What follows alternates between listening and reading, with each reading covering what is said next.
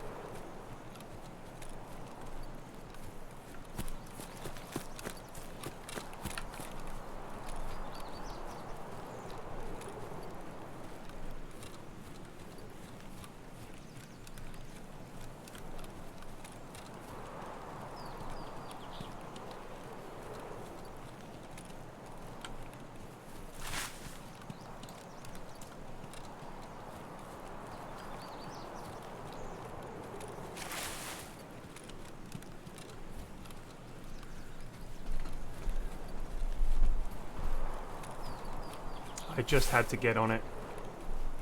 I really need the loo though. I'm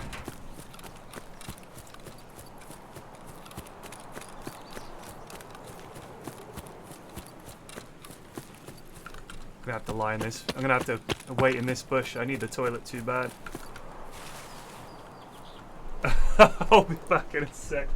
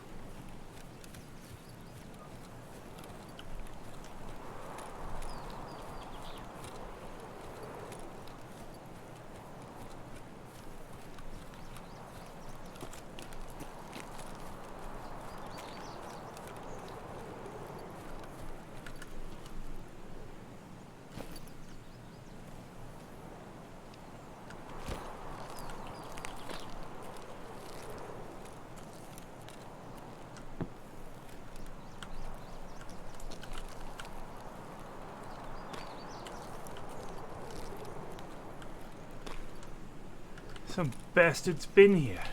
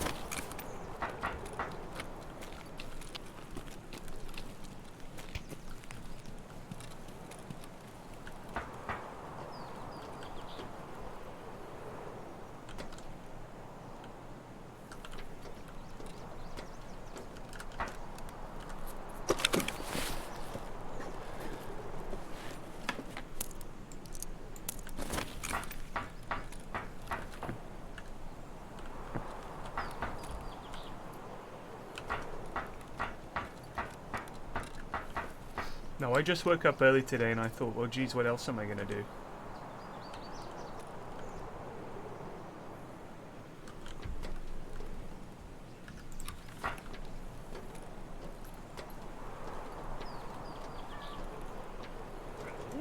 It's a hard game. Berjaru just resubbed for 29 months. Thank you. Good morning, Mr. Flax. Good morning. Here's to a fine morning of rating. Indeed. You're going to die a lot when you start out. I'll put it that way.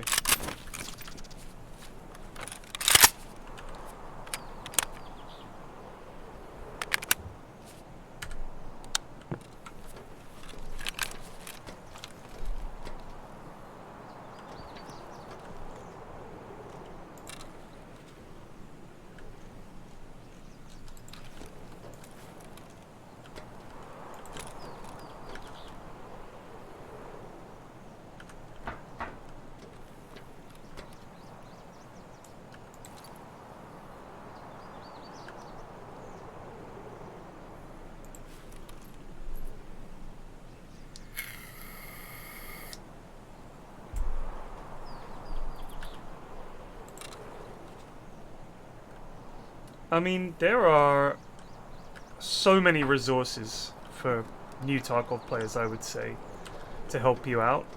And some of them are really good, don't get me wrong. Big fan of videos helping new players. I think it's... Games are certainly very bad at helping new players in the main. But that's true, I think, of pretty much anything. You couldn't watch a video about how to drive a car and then confidently drive a car. You need to get out there.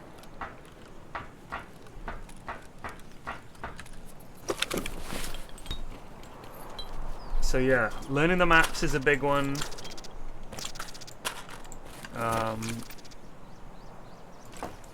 Learning the controls to become like, you know, second nature as it were, where you're not really thinking about, oh shit, how do I gradually go up and down?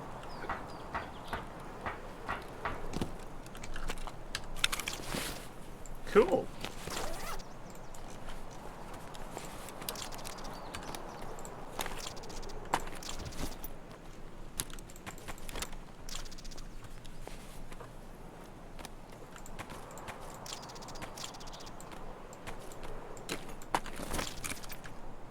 So yeah, you need to learn like by doing. I think in Tarkov is the best way. Just play it. Your first wipe or two, you're gonna make a complete mess of it, and partway through the wipe, you'll realize what you've done wrong, and you'll be like, oh.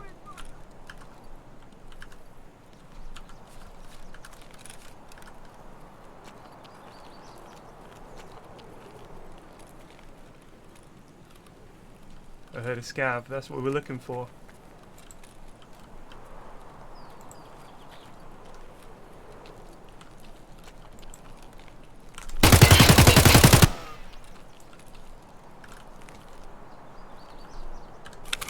Like you'll be like, oh, I finally figured out, oh, I should never have sold that, or I should have held on to that, or oh, what I, you know, all that kind of stuff.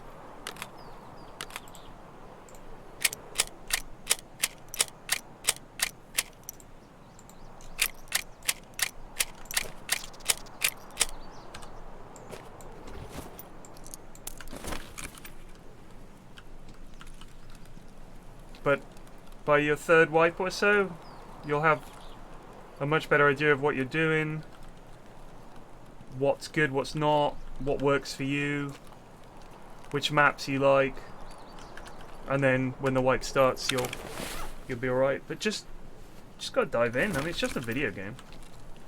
If you worry, if you're thinking, oh, what if I fail? You're gonna die a lot in Tarkov. Don't worry about it. What? Yeah. What's wrong? Sorry. You need me to get a basket from downstairs? I can do that. Let me just find somewhere to hide. I'll hide it in this toilet. Oh, wait, this is a bad hiding spot. Hold on.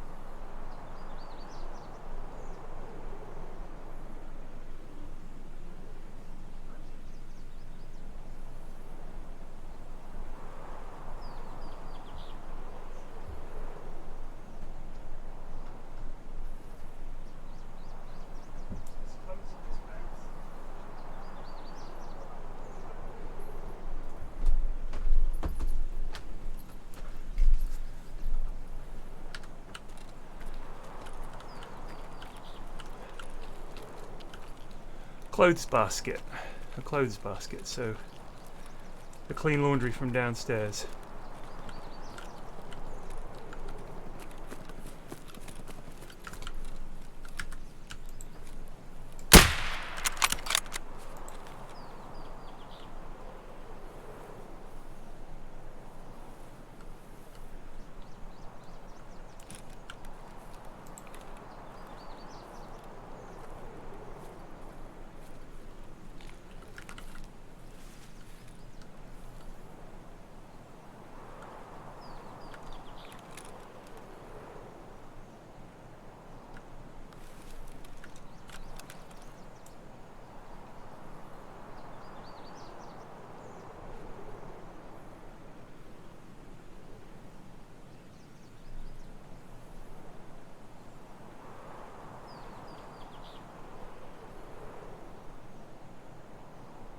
Man, I'd love it if we got that guy, but I don't think we did.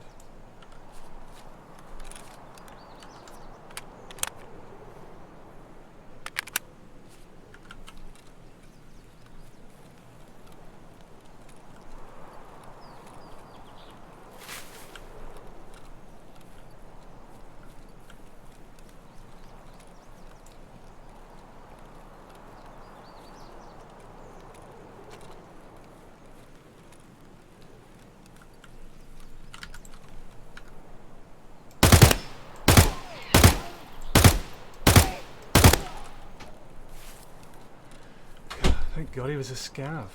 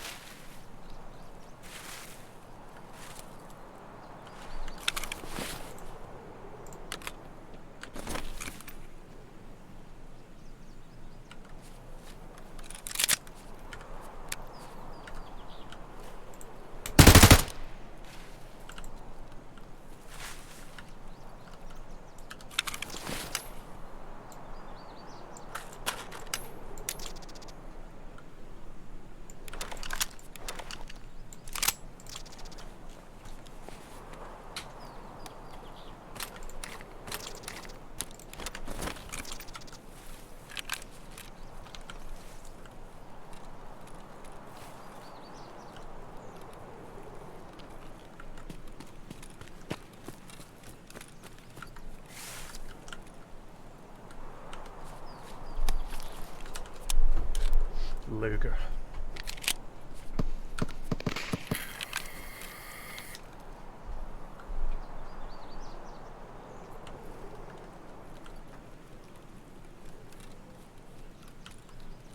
Why do you think I would answer a question where you have called me period? Don't laugh at that! Cashinashant raided with 3 viewers. Thank you.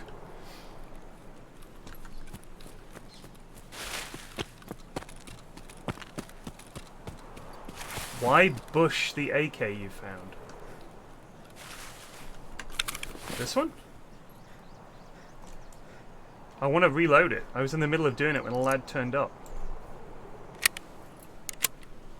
I know it's autocorrect.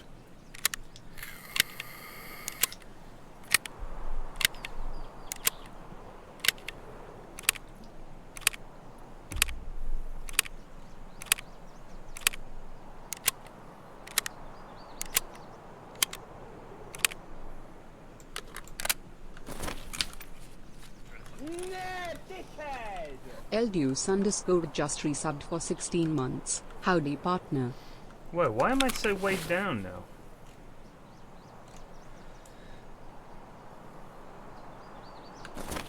Why does it say I'm massively weighed down? Is it this? Oh, is it because God forbid, I have 2 pistols? What the hell? Oh, is it just the bush? No, it's just a bush.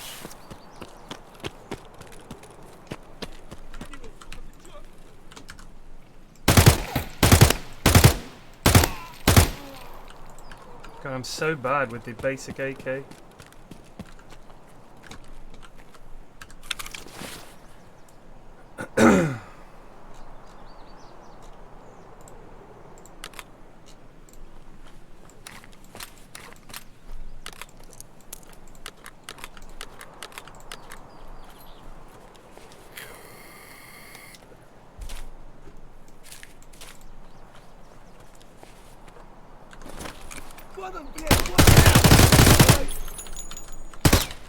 Not like this.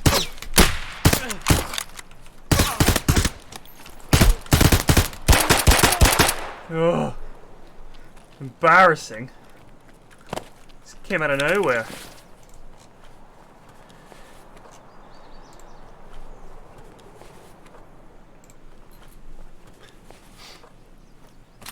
Thought we were done for there, team.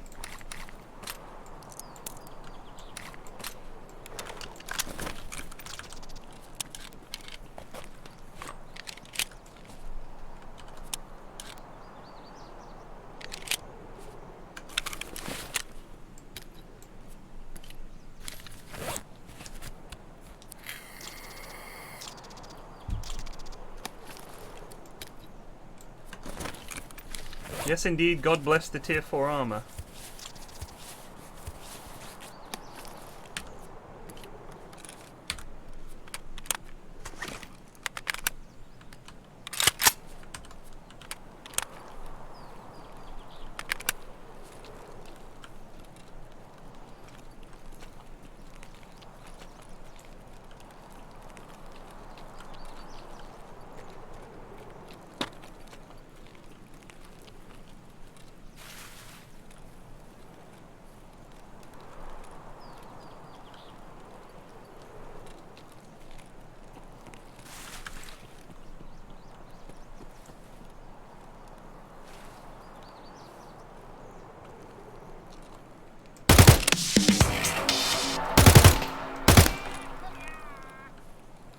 Done. Job done.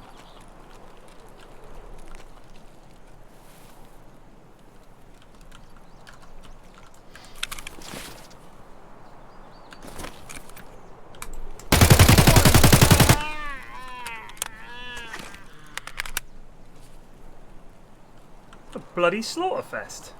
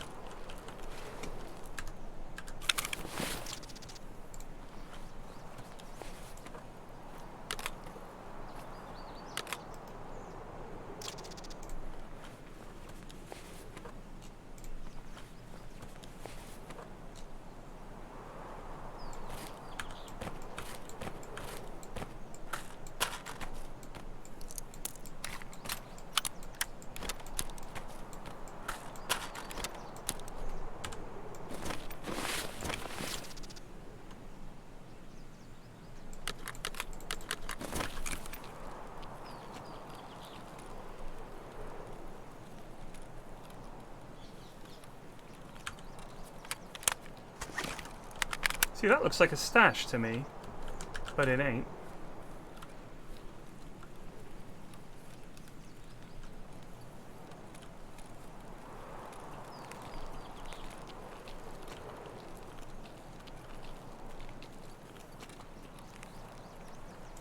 What exits have we got? Let's have a look.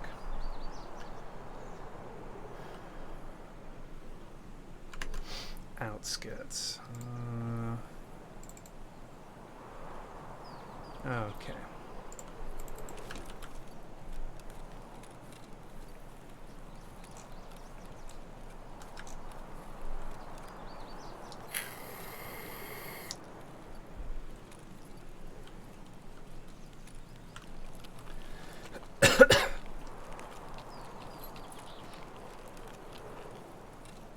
It did look like he was waiting for me to loot.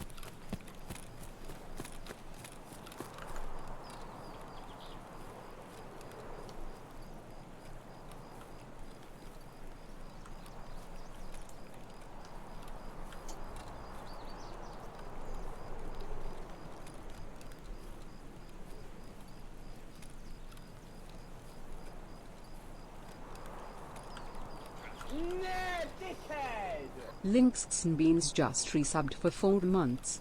Thank you.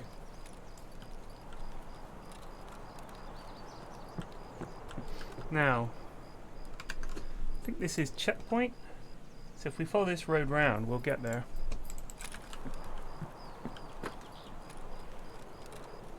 Wait, which way? This way, I think. I think if we just hug this tree line, we'll get there.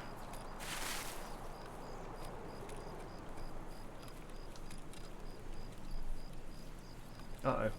Me lad's cream cracked.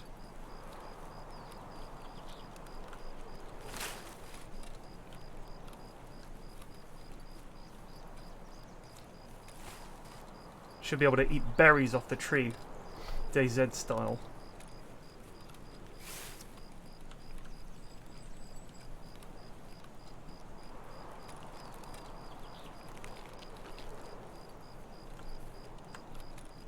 Can I eat sugar?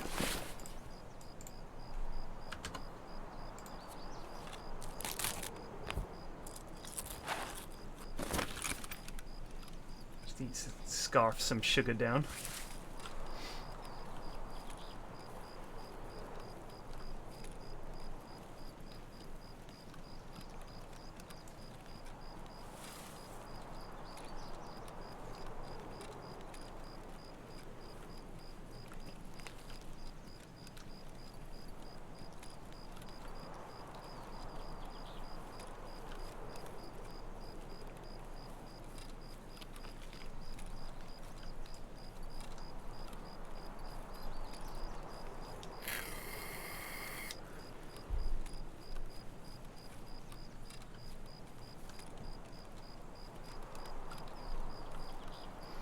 Once I move to 2 monitors, I can't imagine just having 1 monitor. Like, feels like you're missing a limb.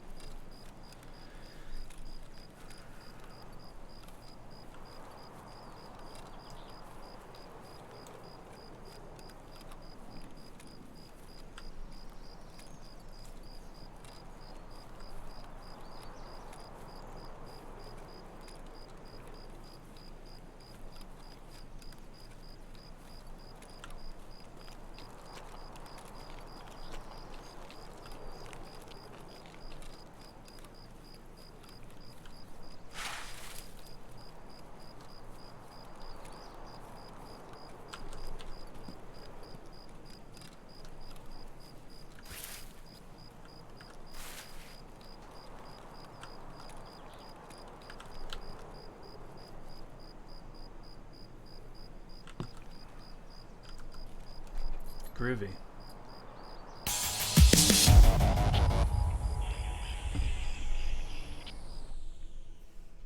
You're gonna wall mount your monitors? I wouldn't do that. I really wouldn't do that. God damn. 1, 2, 3, 4, 5, 6, 7 scabs and a player.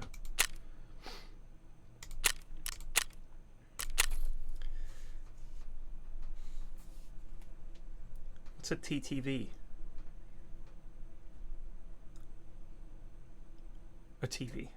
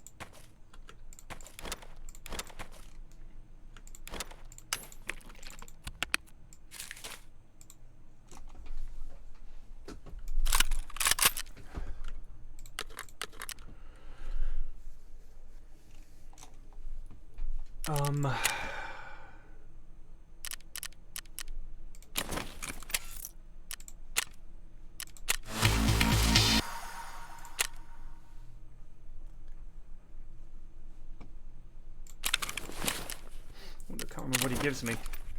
Oh, not bad.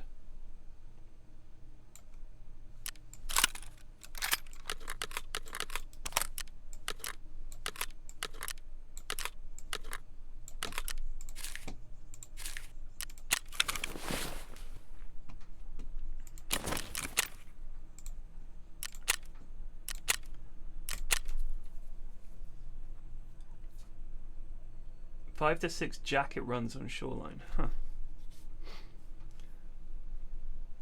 Really good mark rooms on customs. Money case, mag case, ammo box, and meds case, and a key tool. Ugh, my god.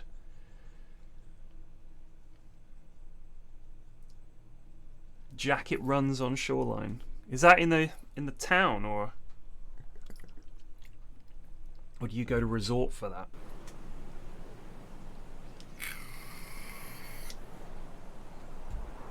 Hope everything's alright over there in the Yukon.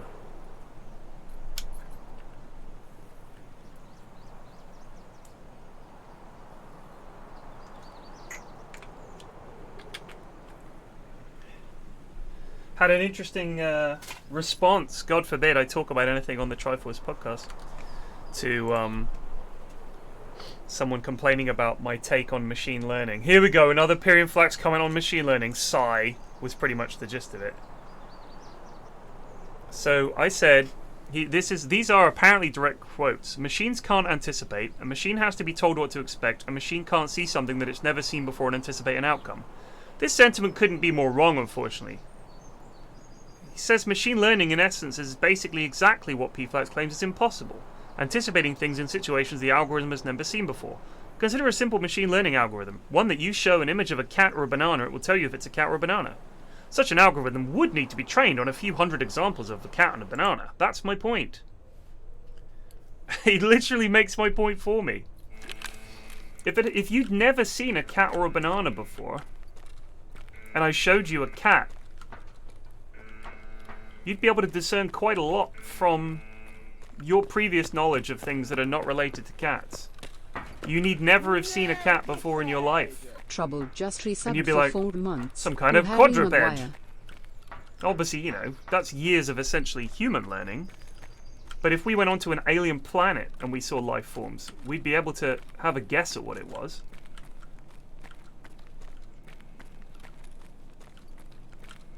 And if you showed someone a really awful drawing, I mean, look at Scribble. I bet a machine learning would be god-awful if you didn't give it the word list and carefully train it at figuring out what the heck Capri Jake was drawing on Scribble.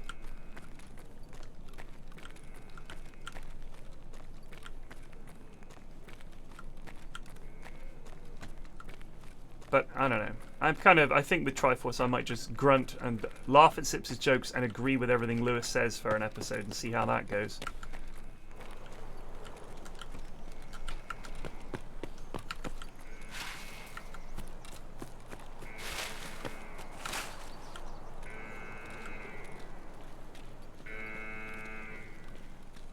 It's just, there's a guy called Paul Harrell who makes videos. They're about guns. Videos about guns and shooting and stuff. And he spends half the time he's in his video giving you a list of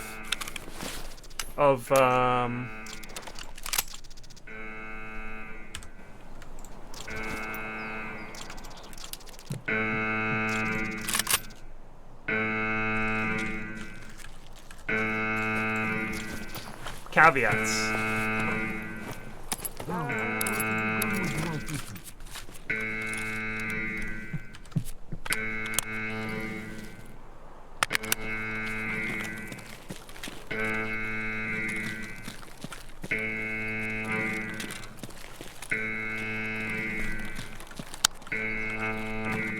Like, before he says anything, he lists all the possible caveats and exceptions, mentions the fact that he's not an expert, that this is all just based on his experience and his opinions, and it makes the videos so boring. Because that's all it is. Wow, the AI sucks. Which AI?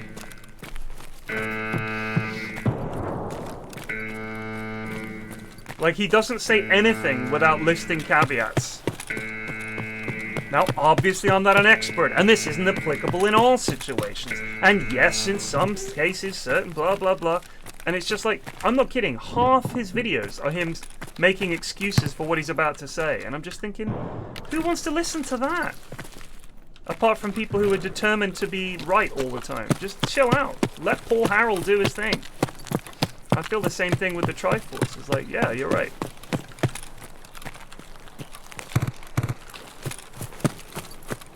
Could spend the entire time saying, hey, let's talk about machine learning, but first, let me reiterate. Come on.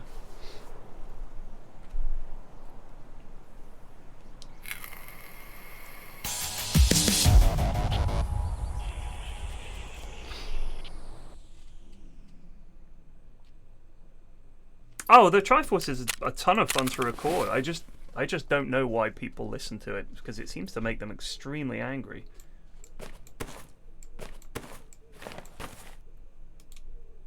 This is, what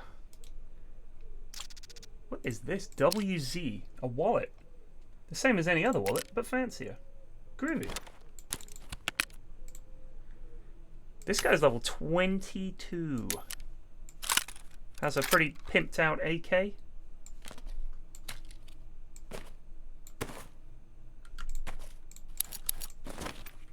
Backup piece. Snazzy. I just don't understand why some people listen to it. Like, they're like, I've listened to every episode, and they spoke about something I know about, and they were wrong. So now I'm furious. It's like, surely you must have listened to all the other podcasts where we talk. We basically just imagine if you were, like I keep saying to people, imagine if you were in a pub and there were 3 people having a conversation and you recorded it. That's pretty much the podcast. You wouldn't step over to the table and go, hold on a second, sir. Sorry to interrupt. Actually, I'm not sorry to interrupt. I'm just going to interrupt. And you're wrong. All right. Have a seat, pal. Who's there? Why haven't you gone to school? Well, the reason is, for some reason, year 7 takes today, nobody called me. I went in, they were like, actually, you don't need to be here until 10:20. Oh, no. I'm sure someone did tell you. Nobody else was. Nobody told me. So, you must have known, because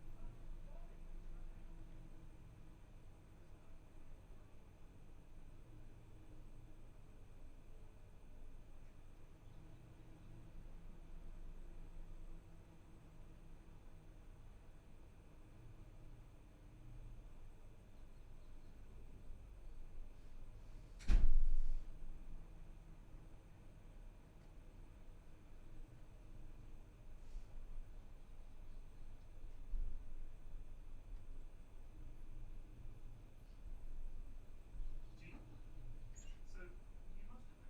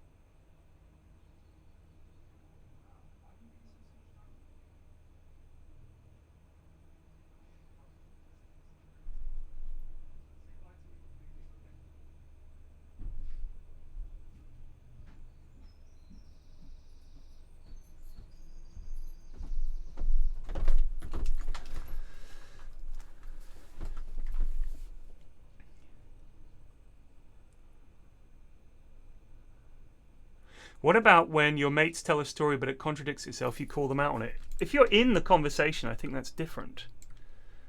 Do you know what I mean? Like if a friend of mine said something and I thought it was wrong, but we do that on the podcast. But if my mate was talking about something and I didn't really know, I mean, I'm not going to fact check them then and there. It's not much of a conversation. Maybe you do that. So I'll do it if we both are like, I wonder if, I wonder, you know. Is it so and so or blah blah? You know, then maybe we'll go ahead and do some reading about it. But in the main, if you're just having a conversation, I just have a conversation. I don't take the time to carefully fact check everything my friends say in the pub. Whew, that would be boring. That would be hella boring. I just could have sworn I had a. Where's my damn agua? There you are. I just think it's funny that people who've listened to the podcast and surely know that our whole thing is we just talk. We're just talking. They still get angry. I need this bloody key. Find hidden water of the dorms. Can't do that because you need the key. Find the valuable hidden cargo. Oh, this is where I get the body. Go to the body and get the key. And then it's in that little shack, isn't it? I can't remember precisely where the shack is, but we'll play it by ear.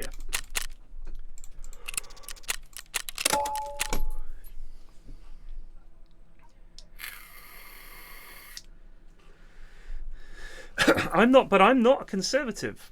Stop. I would say I am the opposite of being conservative. Some people could say the podcast is now too woke and that I'm the reason for that. Because, you know, I don't hate everything.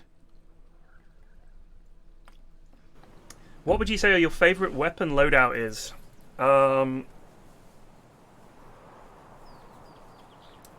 Gosh. I would say my go-to gun when I was ratting and stuff was just the PPSH with the drum mag, just because it's fun. I love the 5.7, the Glock with the drum mag. I really like the Hunter. I think is really good. The SKS, I have a lot of fun with the SKS as well. Also, I would say if it was like a half decent gun, the AKSU with a foregrip is a surprisingly good little gun. Is the BPSH cheap? Yes. And the ammo is cheap. The ammo is also cheap. The Cursed Shotgun Mosin, that's the TOS. It's kind of a meme gun. It's not good. Like, there's no good thing about the TOS. But if you kill someone with a TOS, then, you know, you get to...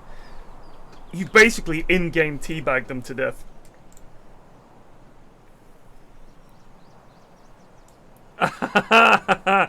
Ben has made a group about bolt action. Bless him.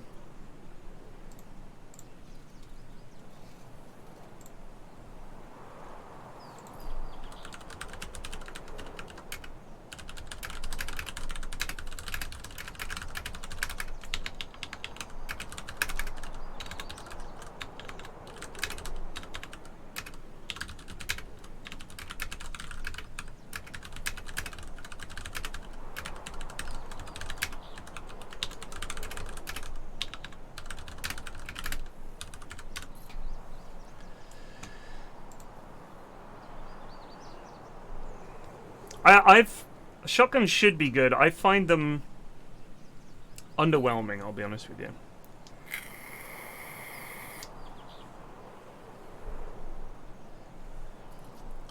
They can be really, really good.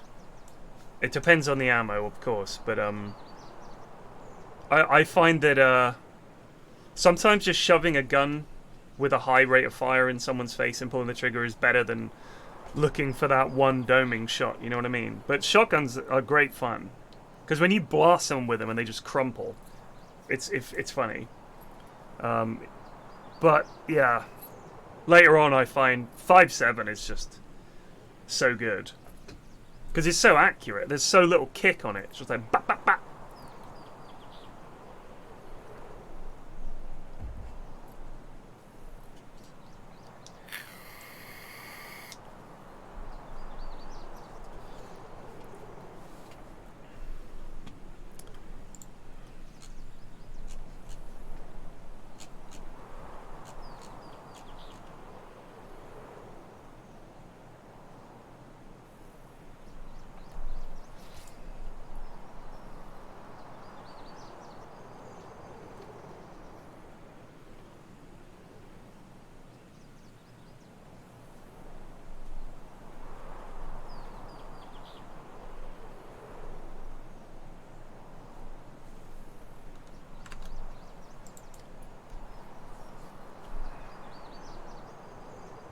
Yes, a slug is just a solid...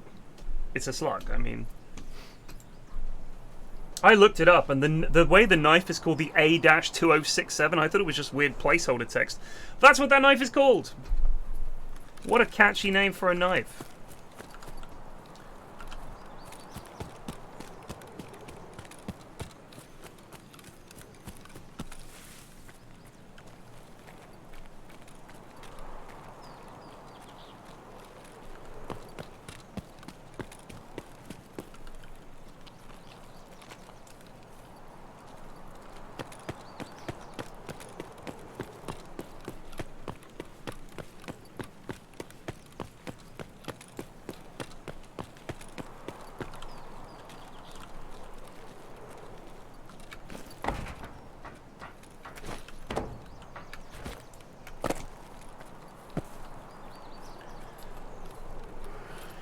Melee, I would say, is desperate last resort. But you can dome people in this game. Like if you give it the old right click, you can do some serious damage. If you get him in the face, like you got to go for the head. But you do often get situations earlier on where you're running around stabbing each other because you're both out of ammo. It's quite funny.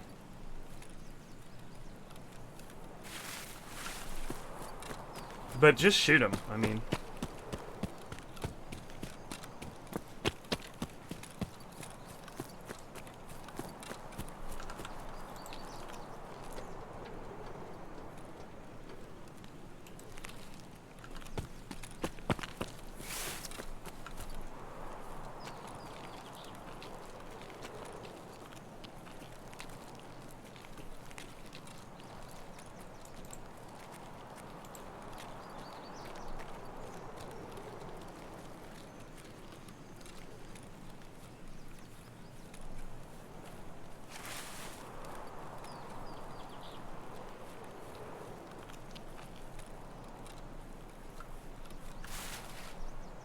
Son of a fucking bitch.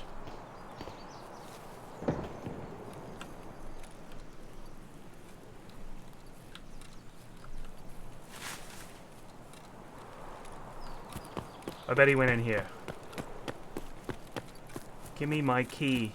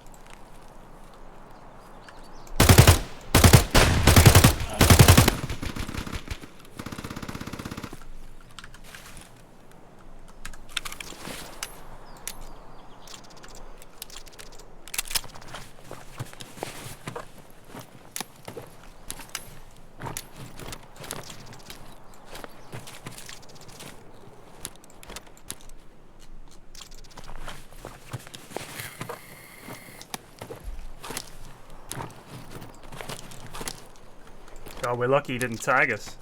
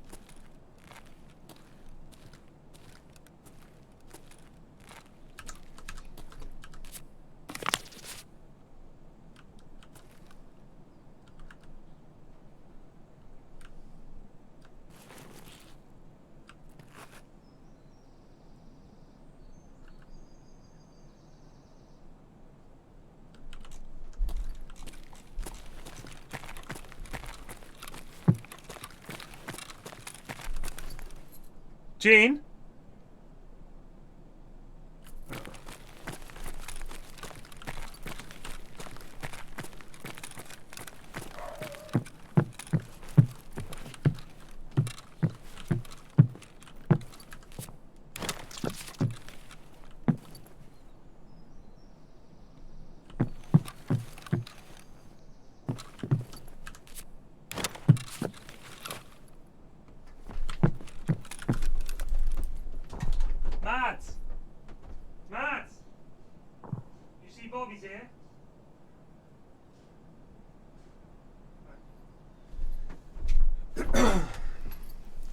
Got a lad to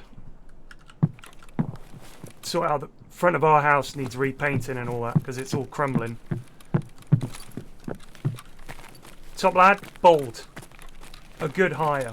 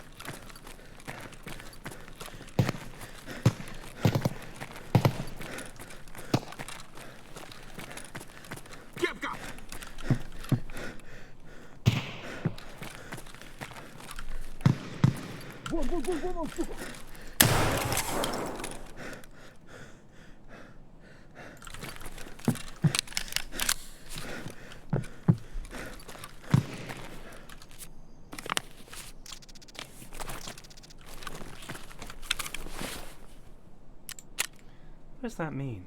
Fatigue. Drink some apple juice.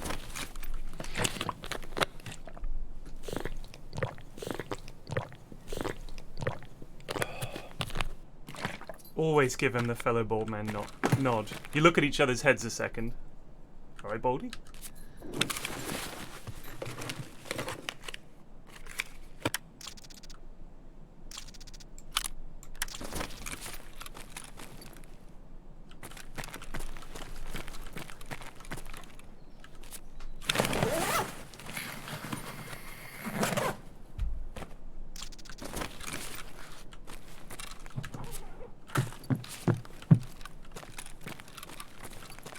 He called me a Kapka.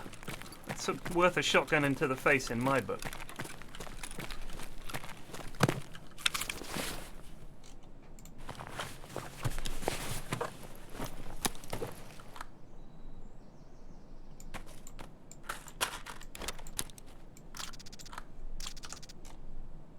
Oh, I do love a kedder.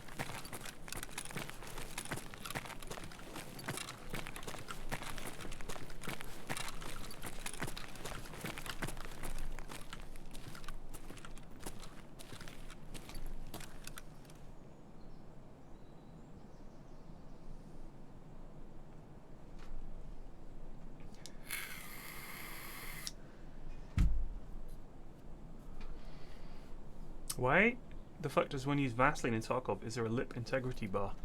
For some reason it's a very powerful painkiller.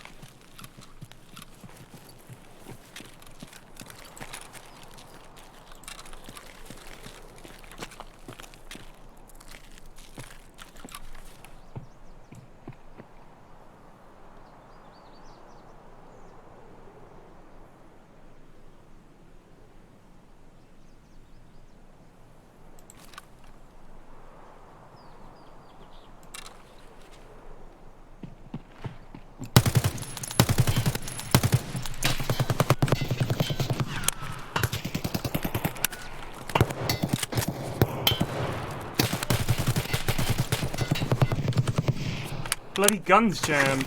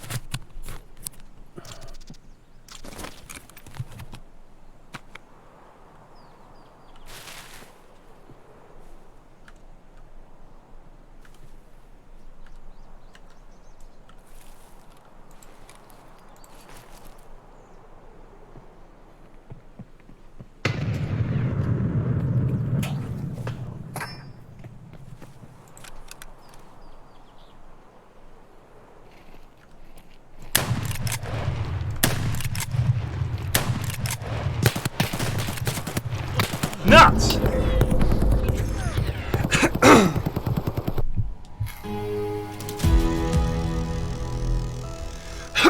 Good fight. Love a good gunfight. I think we maybe hit him a few times. When they started crawling under the train, that was my chance to get them. But a turret. Answer me this: where does turret come from when it's turret? Where does that N come from? Because you see it a lot. People calling it a torrent. Where does that come from? Are they mistaking it for the word torrent? Or is it just like I know that Slacks doesn't say wolf, he says woof instead of wolf. Woof. Jabsmx just resubbed for 27 months. I just find it curious. A woof. A torrent. He says ultimate instead of ultimate. Where does this come from?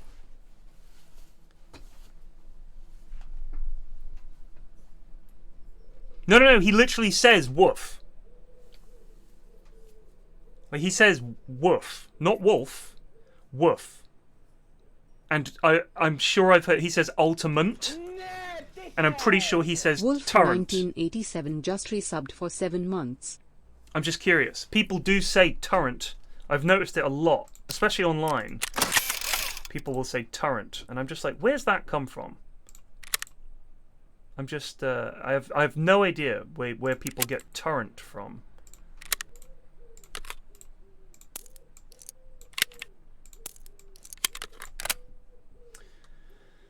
Can we get a grip on this thing?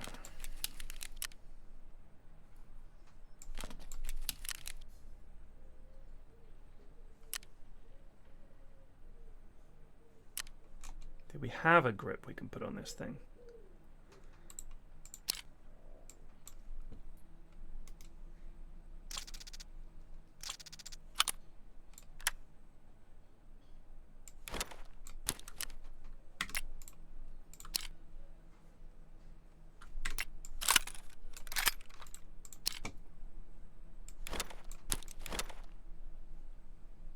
Really? I guess it is shorter.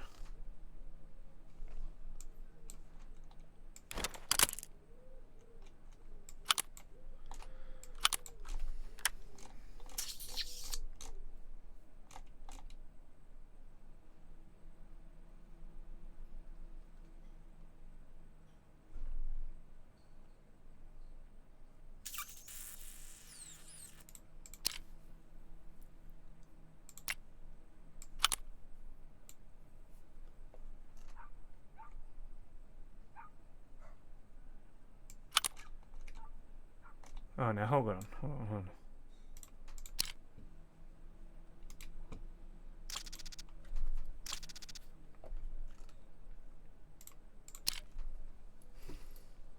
AK-74, but does that fit the SU? Nah, dickhead! D. Jacobson just resubbed for 25 months. Damn. TY. TY. It's just that this thing without the foregrip is not very special.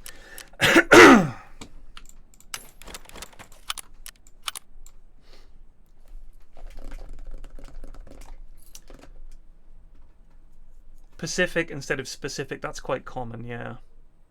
Pacifically, when they mean specifically. Nuclear instead of nuclear.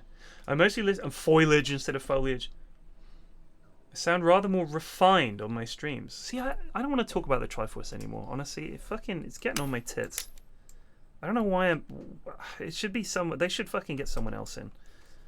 You can get Lewis and Sips and Simon. That would be a podcast people would enjoy.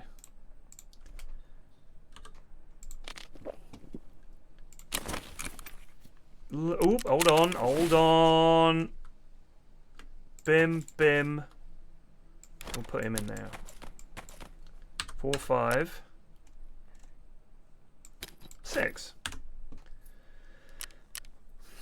Tasks. Oh, I still need this key. We're gonna get this key.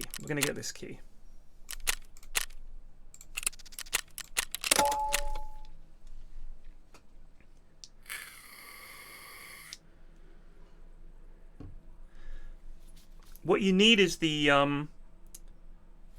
if you can swap out the gas block for one that can fit, like it needs to be one of these modular rail things, you can whack a grip on it and then it's actually a decent gun with a good stock as well. It's got, because this is going to go like that, so the initial kick is especially lower level before you've got skill in controlling recoil. Like your recoil is a skill. Being able to control recoil is a skill.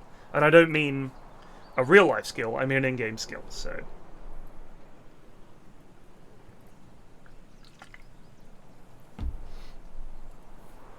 All I'm saying is, Alex... Alright, Alex. You're a standard Triforce listener. First time on the stream. So, when you said I sound more refined than I do on the podcast, what do I sound like on the podcast to you? Because I don't think I'm any different than I am when I'm streaming. I'm just curious. I want to know, because I get a lot of negative comments about the Triforce. People say they love the podcast, but a lot of comments saying that you know, basically I'm the worst thing about the podcast.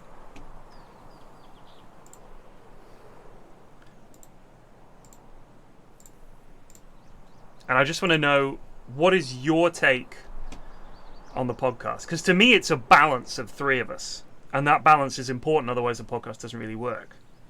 So, what is, like, if you had Sips and Lewis and, say, Ben, I think it would still be a very good podcast. It would be a different podcast, though. Do you know what I mean? Like,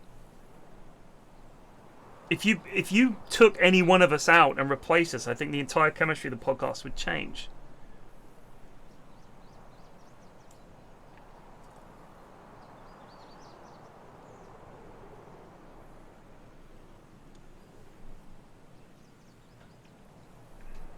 I don't think I'm one of the best things. I think it only works because of the three of us. That's my point. Is that if you took any one of those elements out, it wouldn't work. If it was just me and Lewis, it wouldn't work at all. Like, Sips has an almost nihilistic, I don't really care attitude to most stuff. All he'll constantly tell you, but what he actually cares about is tending his garden. Like, he's like a hobbit, basically. He's like a hobbit who just thinks they can live in the Shire. I'm like the doom monger who sees the worst in things and expects the worst and thinks everything's terrible because it is. And Lewis is the hopeful one who's constantly trying to self-improve and read about things, but he's also very easy influenced by whatever he read that week, right? Like, that's classic Lewis. He read an article that week, so now that's that's his thing. So I think you need that balance of three people. Sips is the chill one who just wants to look after Terry and grow tomatoes and talk about his bath plug. I'm the one who thinks machines are going to destroy us all. Lewis is the one who generally will go out and read some absolutely bonkers article. You need that balance.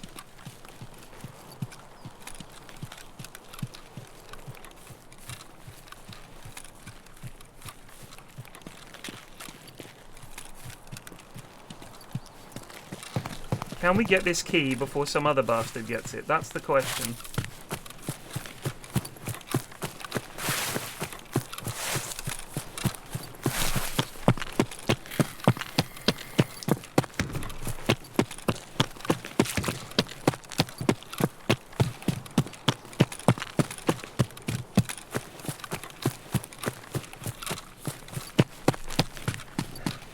The one thing I do think I've read recently is people are not happy about the new ads that we have. So we've replaced the ad system. Instead of just us recording ads, sometimes you'll get ads auto-inserted by, I can't remember what platform it is that does it. Some people are saying that they use it to go to sleep and it's actually kind of distracting and stuff. Might have to think about that. We do talk about this stuff, like, is this annoying people? Is this too annoying? You know, should we change this? But we got to try stuff out. Yes.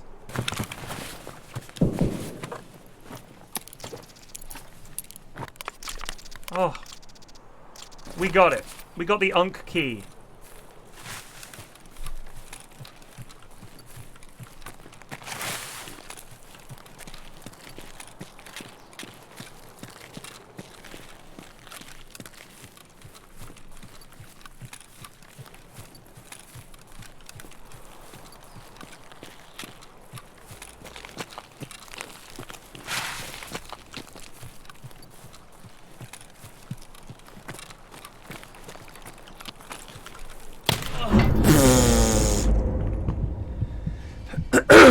Wow.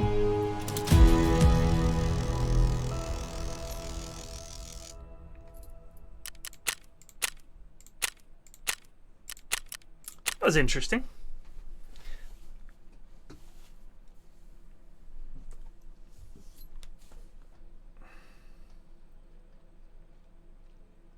Don't even have quest yet.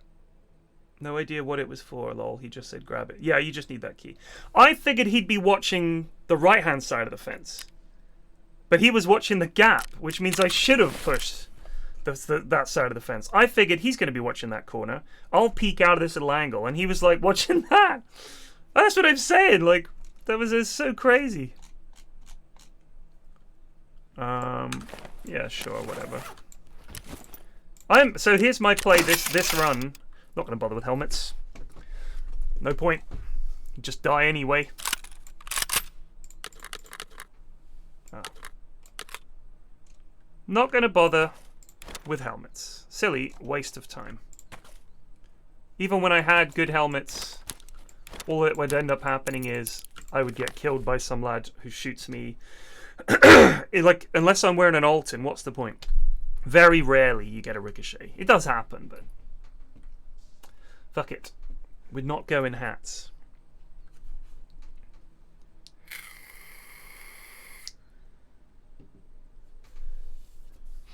So we only do ads for products that we actually use or like. So we don't all three of us need to use it. But if one of us uses it or two of us use it or whatever, then we'll do ads for it. We've had offers for ads that we've turned down.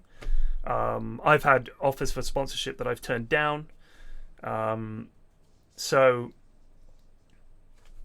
I don't like doing the adverts. But people, I know it gives people the impression that we're that we don't care or whatever, but I think it's just funnier if we just did an actual ad read. Like, I love listening to This American Life, the podcast, but a lot of their ad reads are like very American style actual commercials, you know what I mean? What's in your wallet? The Capital One card, blah, blah, blah. And I was like, this kind of takes me out of the flavor town, you know? Period, you should try doing Internet Historian. Explain the Tampax ad. Okay, so the auto-placed adverts are nothing to do with us in terms of we don't choose. Those are targeted ads, I think. So I'm pretty sure that what that is a platform that sits between the podcast and the listener and fires targeted ads at them. That's the best that I can come up with for it. And it basically means that we don't have to record ad copy. Because the problem is when we do record it, quite often you send it to them, they're like, no, this is no good. So we have to record it again. They're like, no, no, no. Like, they want actual ads. And I'm thinking, you haven't listened to the podcast, so we're not going to change tone completely and be like, you know, I don't know, Crest toothpaste is amazing. Gets my teeth whiter than white. And, like, read copy off a page. And also, I feel like we have to give our audience some credit and be like, let's just do the stupid ad copy. Like, we'll make something up. We'll just do it. I mean, Lewis tries to drop some bullet points in there, and me and Sips try to derail him. That's the whole point of the advert. That way, at least, for one thing, I think people aren't tuning out. And secondly, I think it is actually quite funny. Either it's because we have a female demographic. There are women that listen to the Triforce podcast. And this is amazing to us, lads. But it's true. Because some of them messaged me on Instagram and Twitter to say love the podcast and stuff. And I was like, wow, women listen to this fucking shit podcast. But women get bored too, you know. I think there's a handful of women that watch this stream. A woman. The female version of the human being.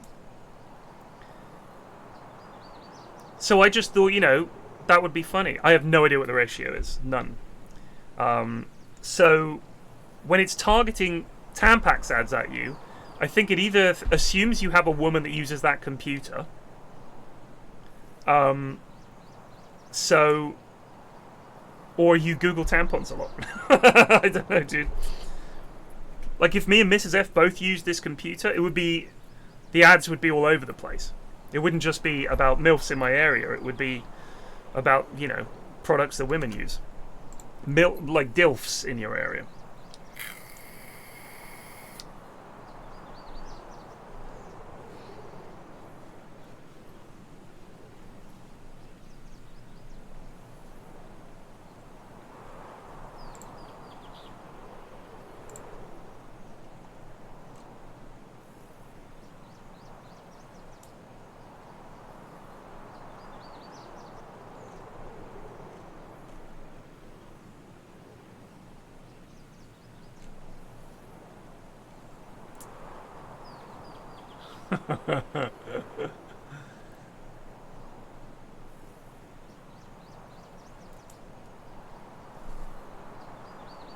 Oh, that's clever, Sumlane. That's clever.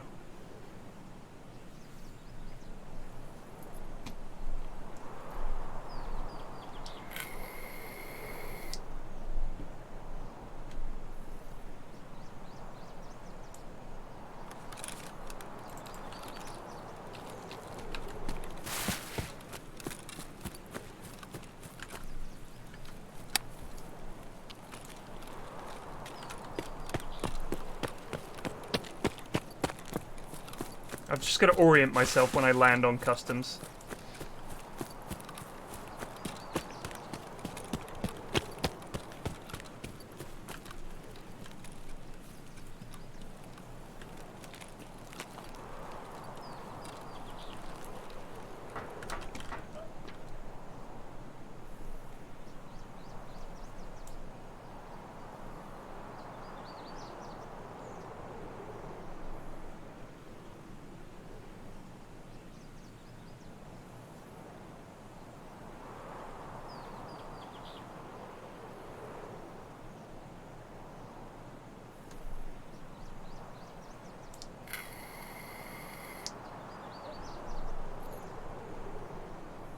If I became a supervillain, what would my name be? I apparently already am one.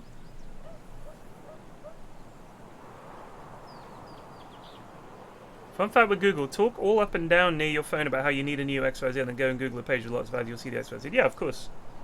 No, dickhead! Guy called Craig just resubbed for 2 months. I will say this about targeted ads. It feels creepy that they're clearly watching and reading all the stuff that we're Googling and all the rest of it. Would you rather have untargeted ads? Because sometimes I'm like, oh, actually I do need that.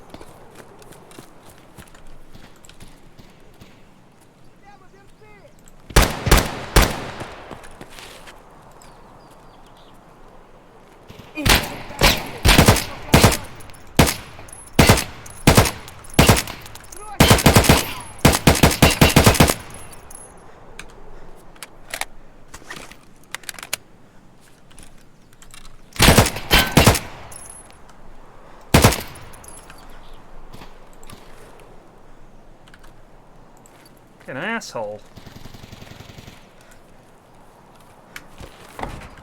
Bloody ADAR scabs, man. Shot me bloody body to bits.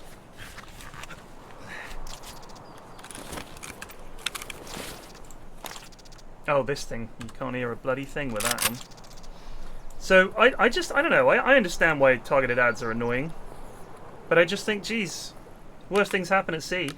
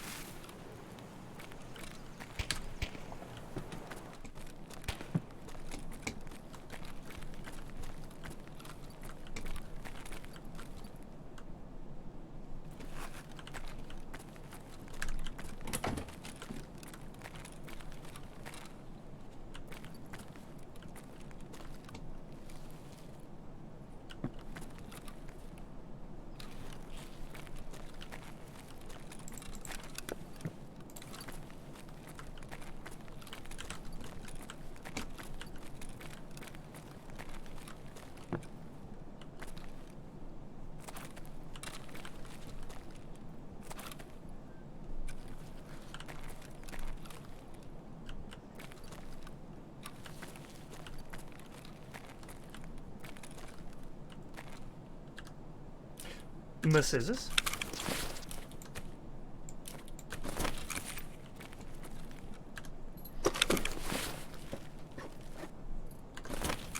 You're glad you had to deal with corporate instead of government surveillance? Yeah, I'd say that's a pretty good shout.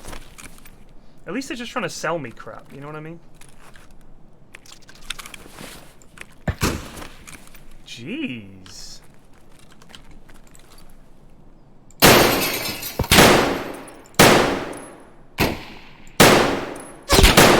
Asshole!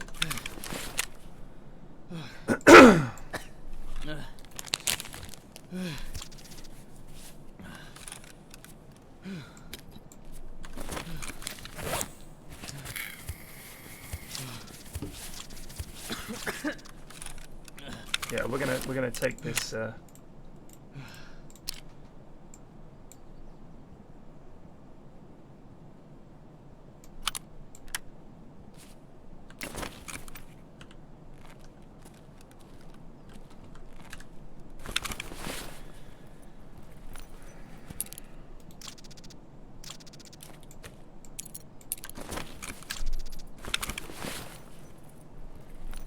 Government surveillance hidden. Hidden government surveillance, by God, they're right.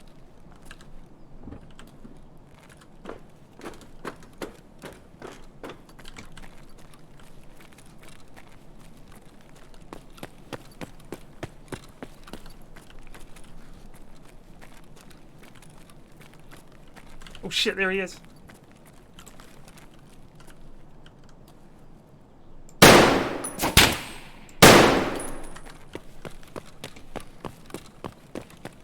I guess we're shooting too low.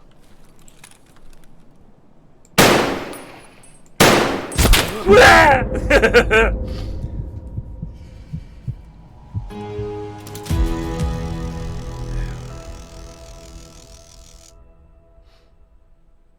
wonder if we were hitting him. Hit count 5. I don't think we hit him. I think the drop off on that ammo was too great. What was the problem with that scope? No, so it doesn't line up with the front sight. So the front sight is in it. That scope is just not good on that gun, I find. They've changed the sights. They've nerfed a lot of the sights, apparently. Yes, that was the sniper scav, so he's very good at what he does. So the Ultra Med key. Key to the Ultra Shopping Mall Medical Storage Room. Ultra Shopping Mall Medical Storage Room. So is that an interchange key? I guess.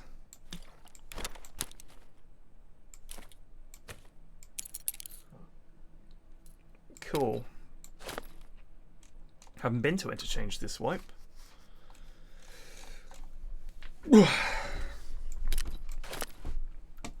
Ultra Med. Let's look it up. Ultra Med Tarkov.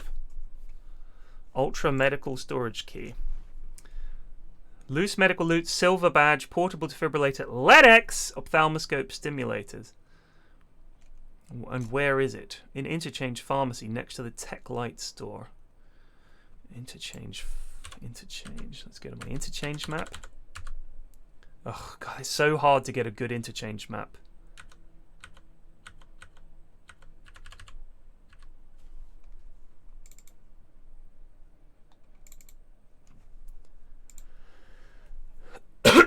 Well, I didn't get it out, so I can't sell it, Bob. I'm just gonna get the LEDXs this time and sell them. Obvs. Alright, so here's what we're going to do. We'll do a scav run, find the place we're talking about, so that when we want to go in, we'll know where it is.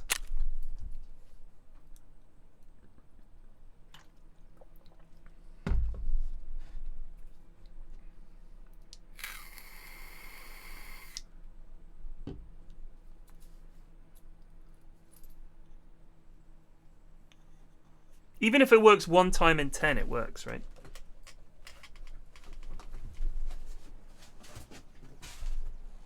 Oh.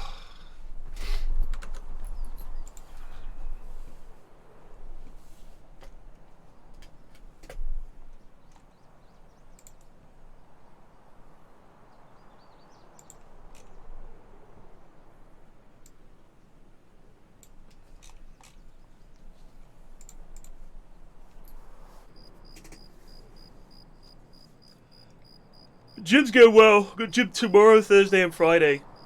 It's a lot of fun. It's very hard work. On Friday, I did an hour at the gym and was knackered, and then did 2 hours of golf, so I was extremely knackered. Would not normally do that much moving about in a day.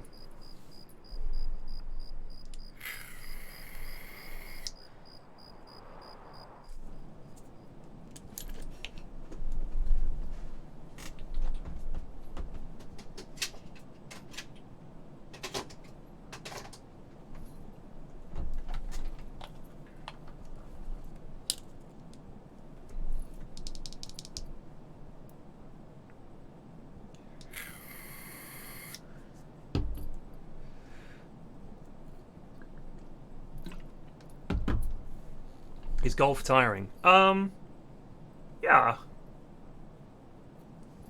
Yeah, I mean, it's not like exhausting. It's not like going to the gym, but it's like 2 hours of walking around. In my case, running around. I have no handicap. I haven't found my handicap yet, but it would be, I would say, on some of the holes, like let's say it's a par 5 hole, I'll probably get there in 9, maybe. And some of the holes towards the end, I was literally I ran out of strokes. Like, I was knackered on the last 3 holes.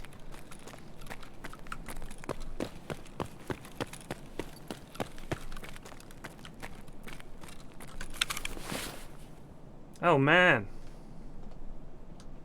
Actually kind of got some good stuff. Alright, let's have a look-see now then.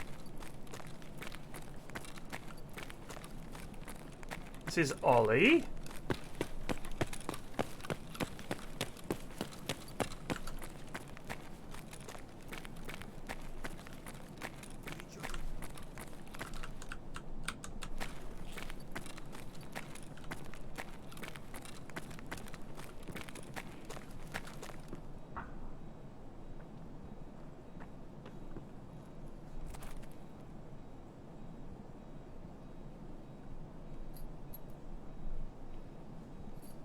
Up those stairs?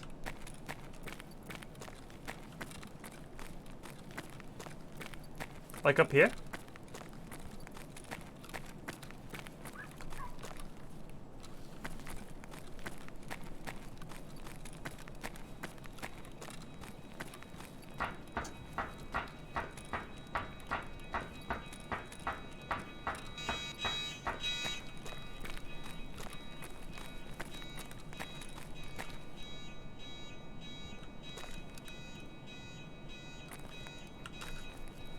Вот петух!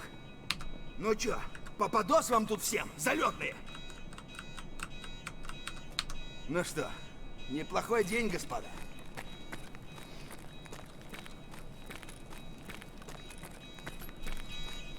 Opposite the tech store. So what, like this one?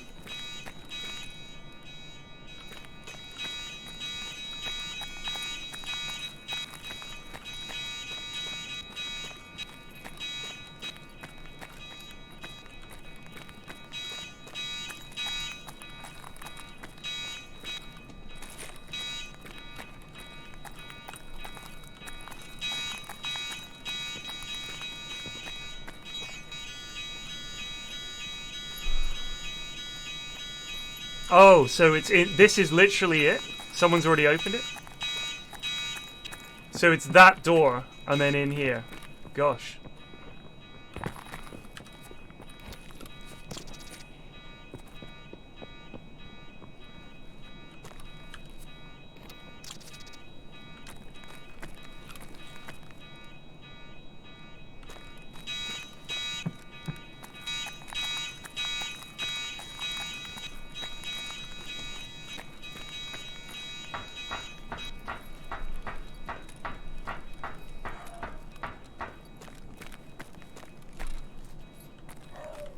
Hold on.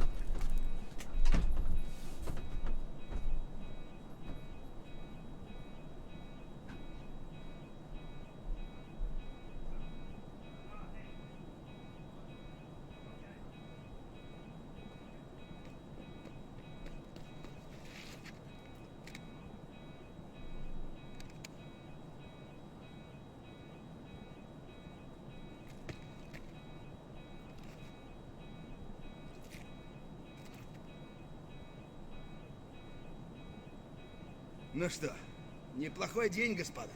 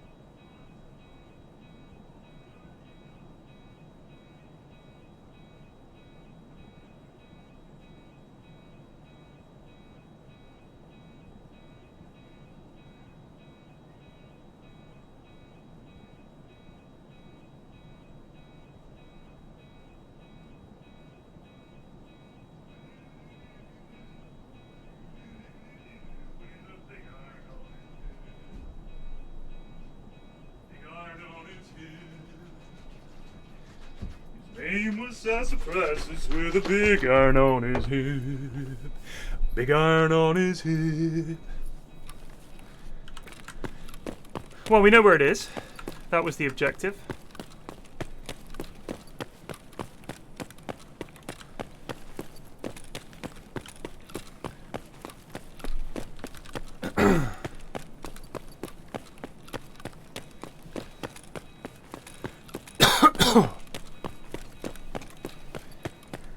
Is there any way we make it out of here? Ow.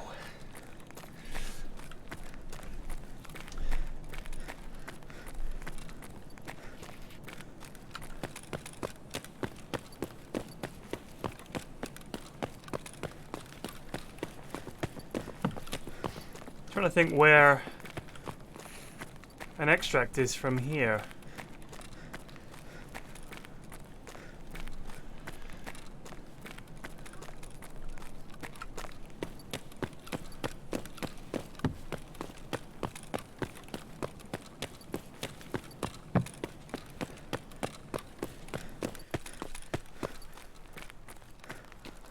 Big iron on his head. Yeah.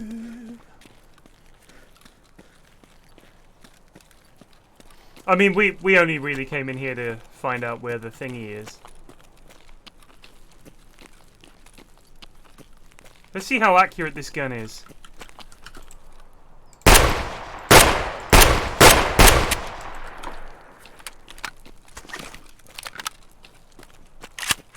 It's a decent grouping pattern, and I wasn't even firing to aim, I was just blasting. Now let's try a pattern where we're aiming carefully, and this time, let's remove this stupid rail that isn't helping us at all. Can't modify it during raid, alright,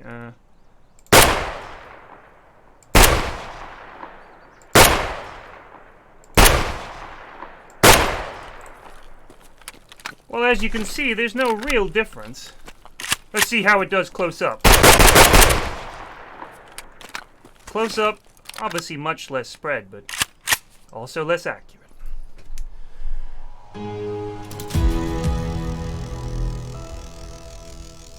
They took some mercy on me while I was gone. Was it a player scav or a player player?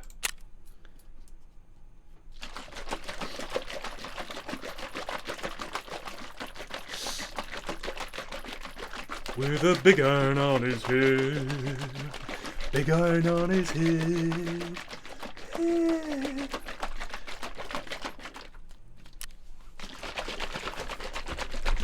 And the notches on his gun counted 1 and 19 more. 1 and 19 more. It might have been a player scav. It doesn't matter. Right, we're going to go in very light. And we're going to just charge in and try to grab the valuable shit and get out. That's the play here. I'll take my lucky hat. We'll take a bandage and one of these. And is this the stuff that makes you run like crazy? Regenerative stimulant injector. Skill, immunity. Powerful stimulant for regeneration is used for rapid recovery of a soldier after injury.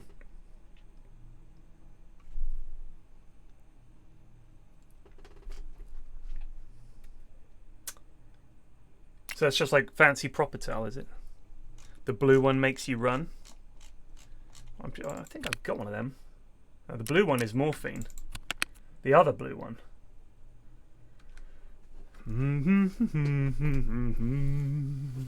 A big iron on his head.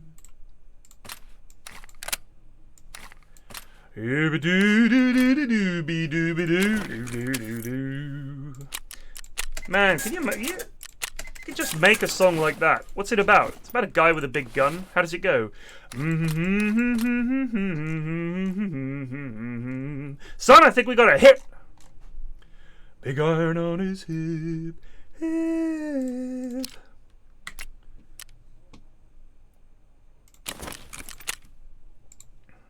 Yes.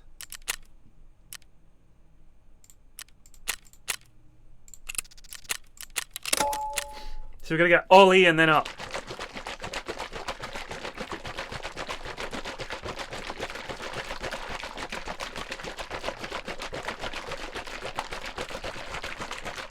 Huel black?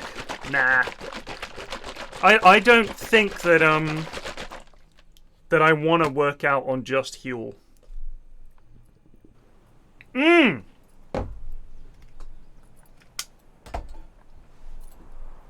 Some friends of mine, a kid at their school, his parents gave him Huel to take in for lunch at school. That's all they would take in was a thing of Huel.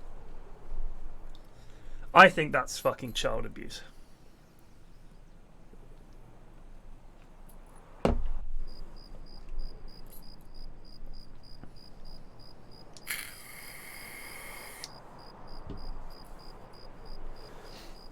It is not enough.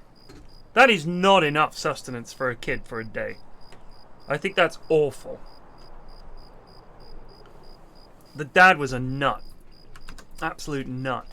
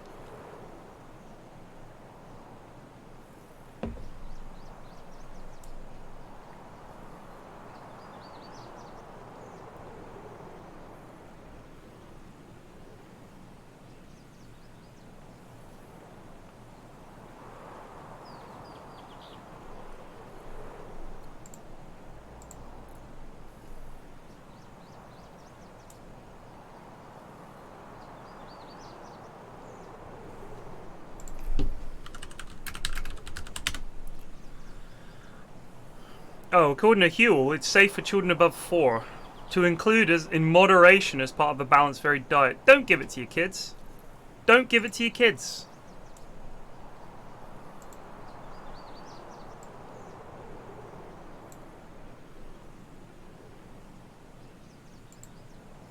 Uri Geller claims that he was the one that magically bent Thomas Muller's shot wide. Why does Uri Geller do this? If you listen to the Quickly Kevin podcast, they love Uri Geller. He always popped up.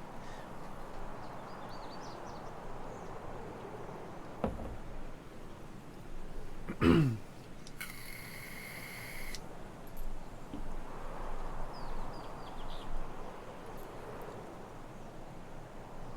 kid with custard and pickled onions? That's disgusting. Well, you say that, but Uri Geller has always been like this.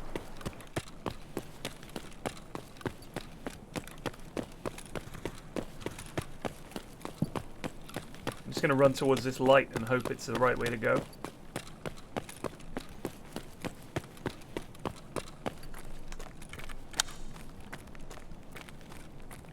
God, I need to learn this map.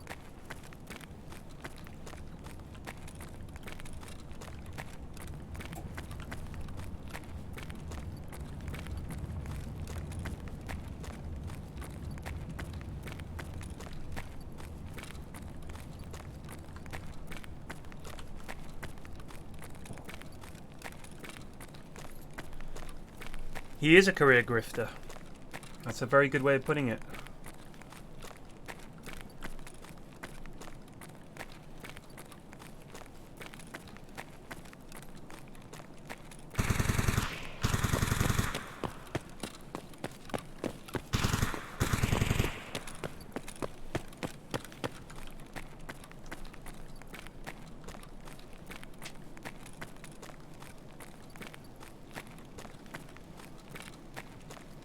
Oh, we're close.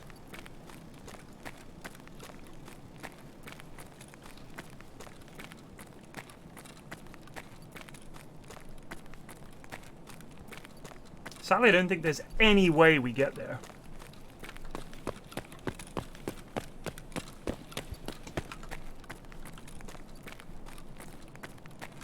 forgotten which way it is from here. Shit.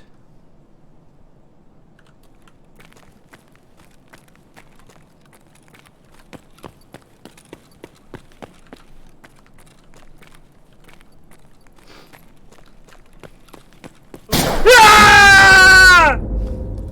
That's why I don't go to interchange.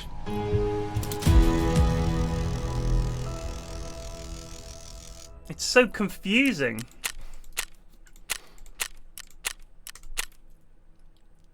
Trying to get to this bit where I can go into a thing and get some stuff. Hope that cleared that question up.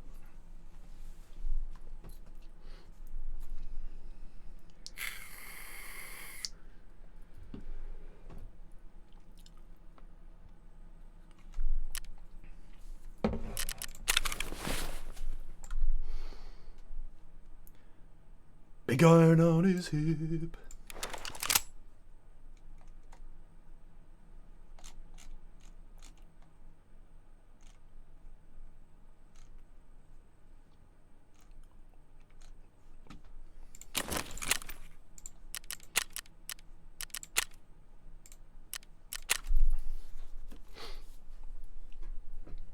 Oh, I don't think I'll ever enjoy interchange. I'm looking God, thank you.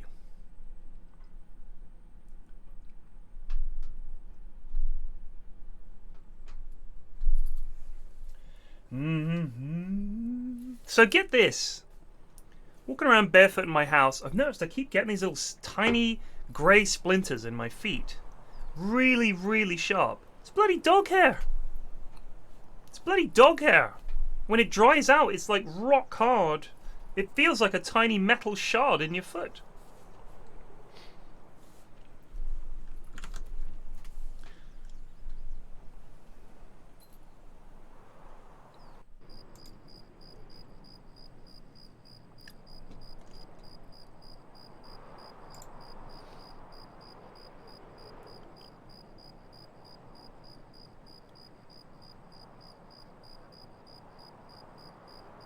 What? You can now get tea in a can, like spray tea? What?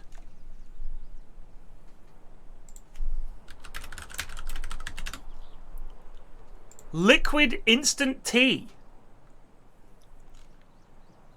It's normal tea, only better. All you do is add hot water. Wait a second. It's spray tea. So you add a certain amount of water and then you squirt this tea essence into it. We brew proper leaf tea for the perfect amount of time so you don't have to, and it's never underbrewed or stewed. All you do is add hot water. You can easily control the strength. It only takes 2 ticks and it's delicious. All this without a tea bag in sight. Here are the positives. Properly brewed, better tasting tea.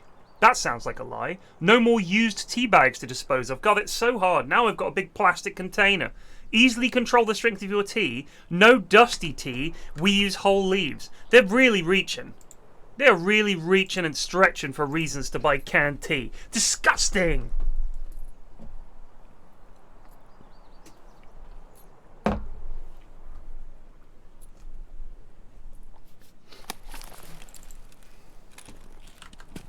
This isn't good.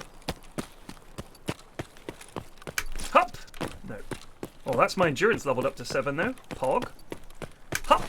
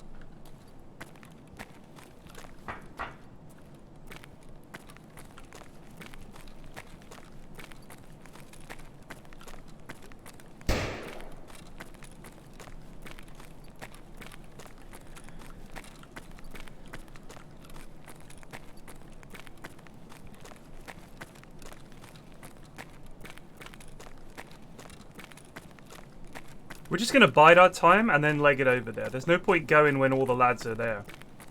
Because if Chad is going for the same thing, we're dead anyway.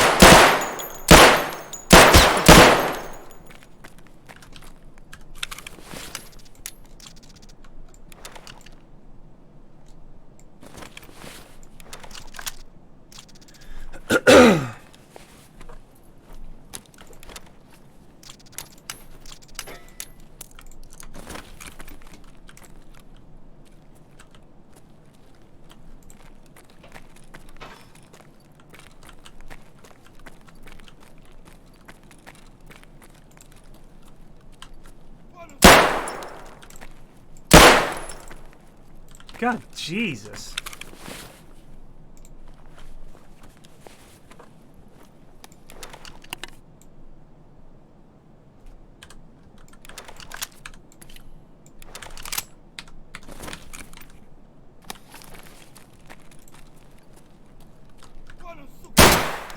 There we go.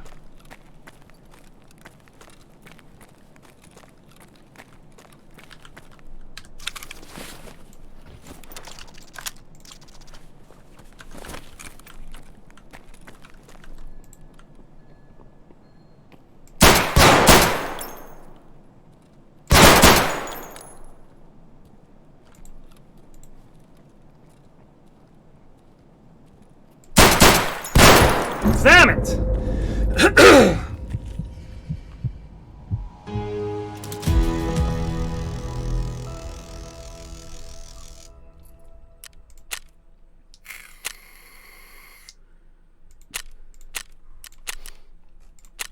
Couldn't get that guy. I was in a bad spot. It's alright. Got a kill. Got out with the sheriff's badge.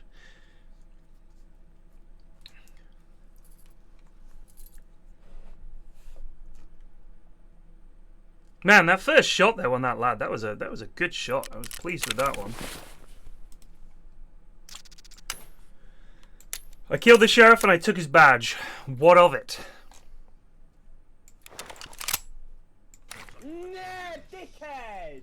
Jaspino just resubbed for 2 months. Bless you. Bless you. Root-de-doot-doo on his route. Root-doot-dooty-toot. Root. He root-toot-tooty-toot with a root-toot-tooty-toot.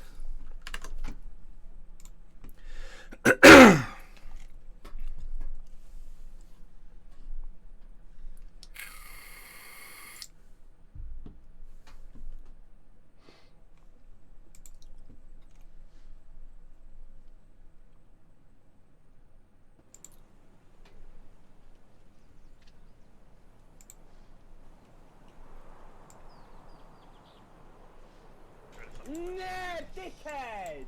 The underscore Ginkily just resubbed for 1 month.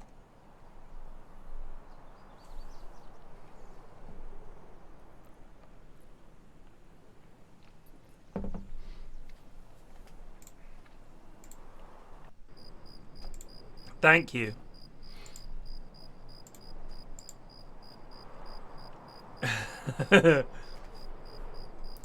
A big iron on his hip. Hip. Marty Robbins. To the town of Aquafria rode a stranger one fine day. Just resubbed for 2 months. Wow. This was from an album by Marty Robbins called Gunfighter Ballads and Trail Songs. Hardly spoke to folks around him, didn't have too much to say. No one dared to ask his business, no one dared to make a slip, for a stranger there among them had a big iron on his hip. Big iron on his hip. Hip. What a belter of a tune. Let's see how the story plays out.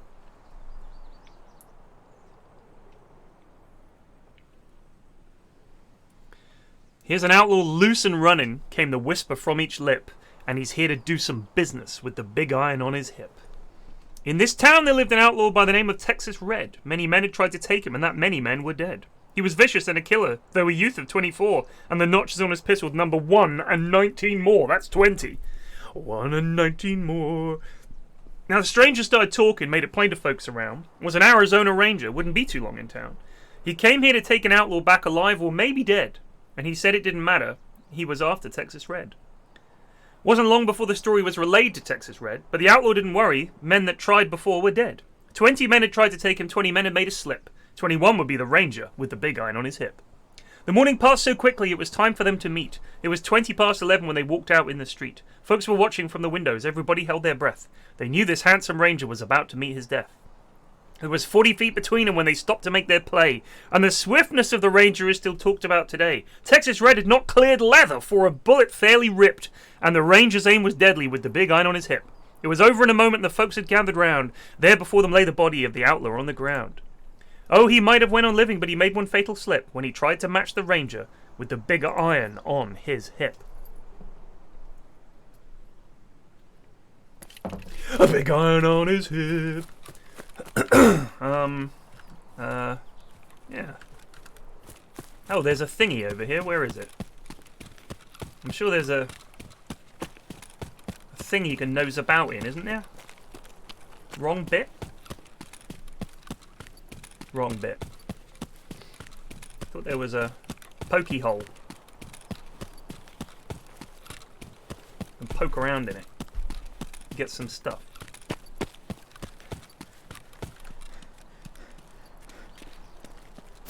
Wowzers! Oh, I'm dead.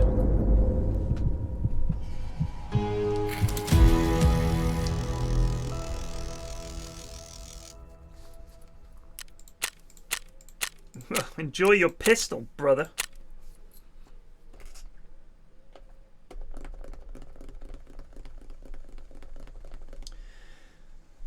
That was more than 40 yards.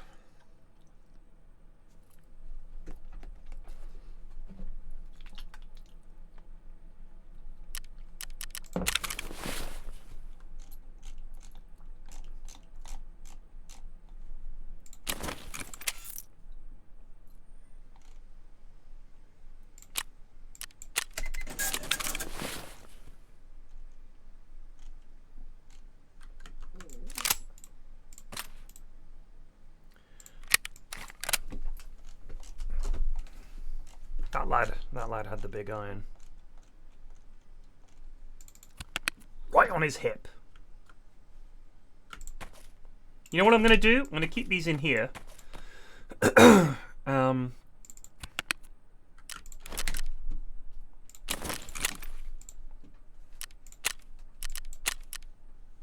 This must be possible, right?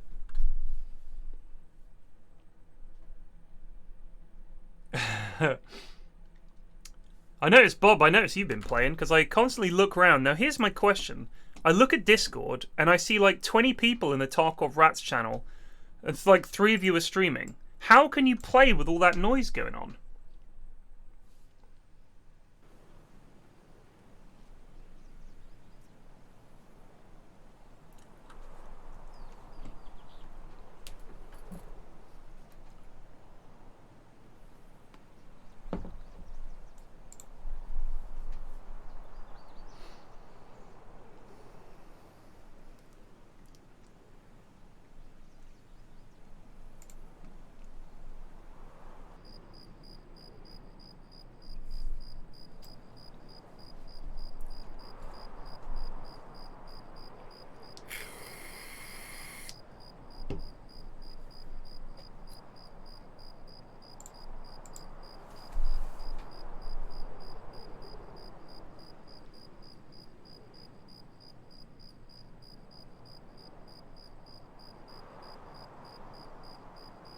I see. Bob, you're dross anyway, mate, so very little harm done. Cheese on the brain, a non-sub. Hopefully not a Discorder. Let's have a little look here. Search for cheese.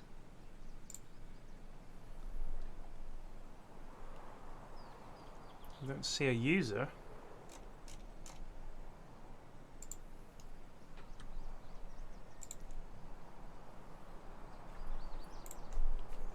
I am a certified flea market gamer. Oh, it's Hans. Well, to be fair, Bob, you were always talking about how Hans helped you do this and Hans helped you do that. Just saying.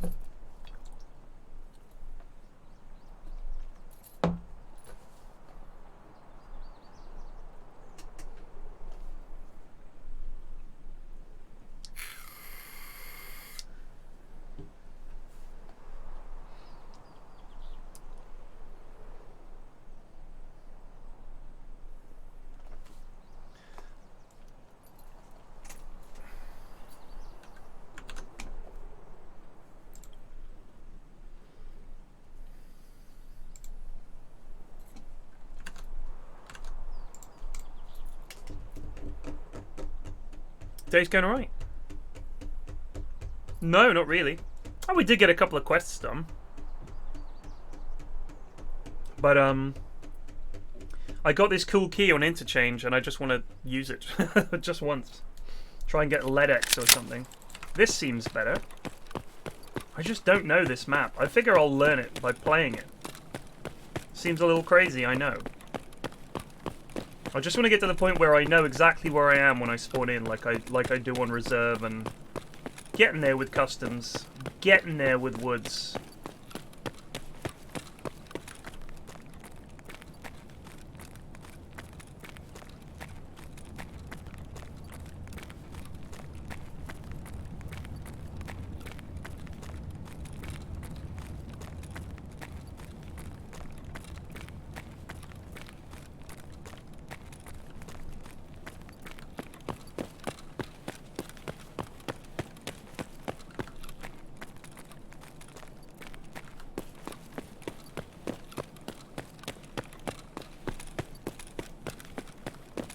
Like, I don't even know where players could be at this point, whereas on reserve I tend to know where the other, like, spawn points are and stuff, so...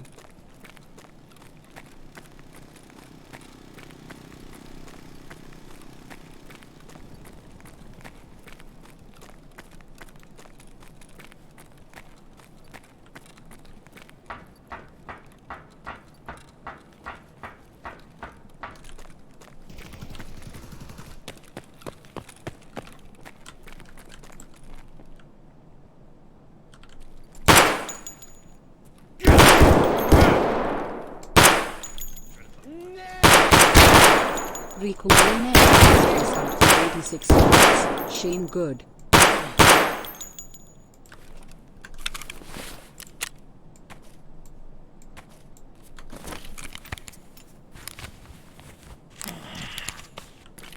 I heard a grunt. By God, he's dead, Jim.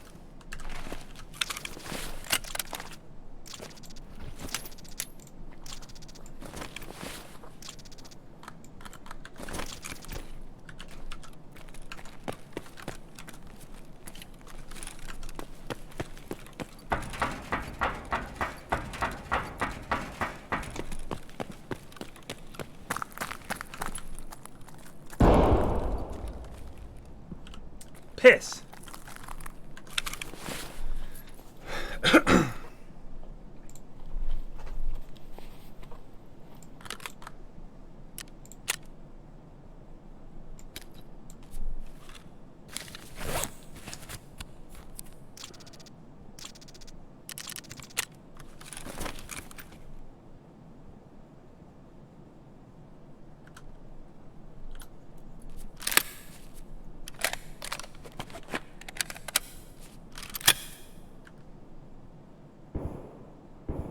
How do you know when the power's on?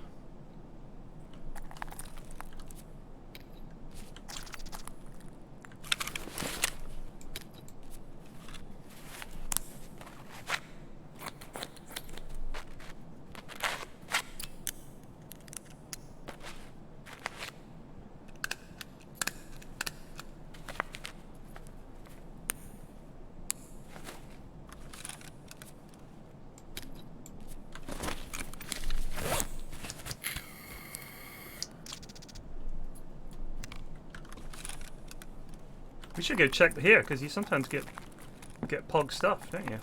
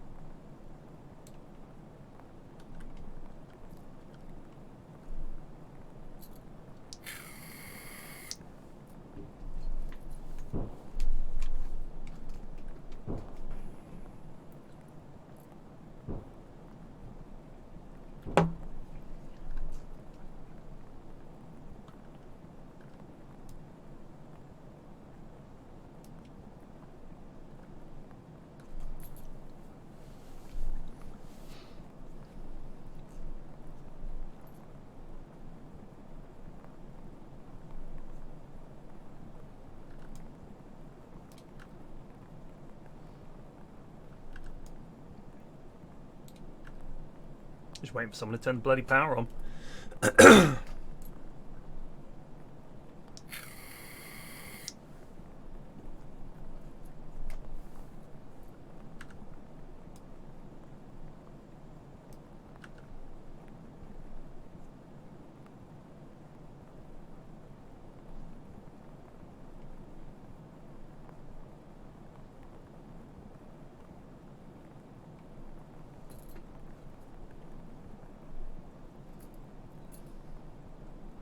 I don't even know where.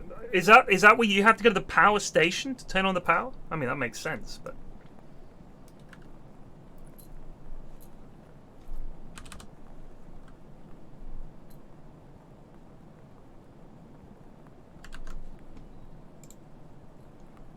That's so far away.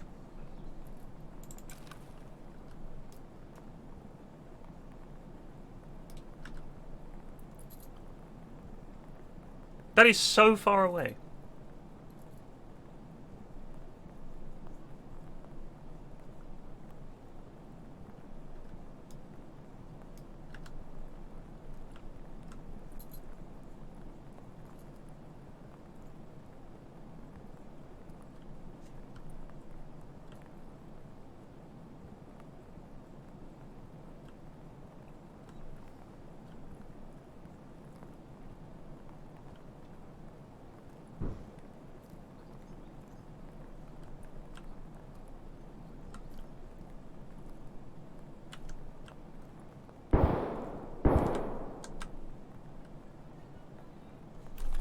Have a good day! What? What?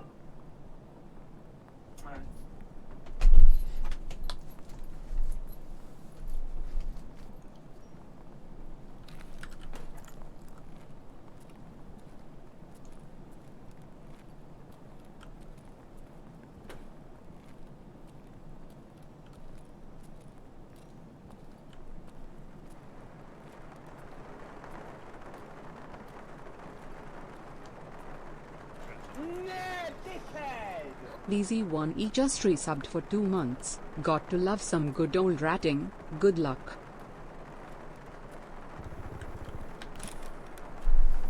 Gotta go do something.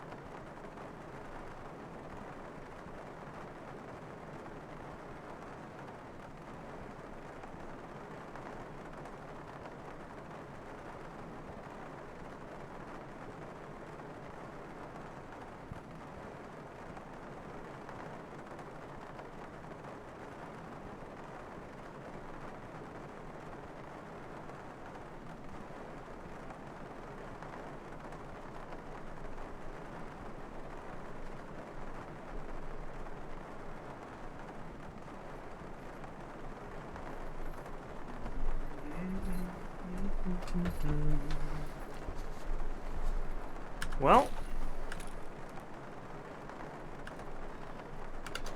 we are above Ollie, I think. So I need to go all the way to the end here.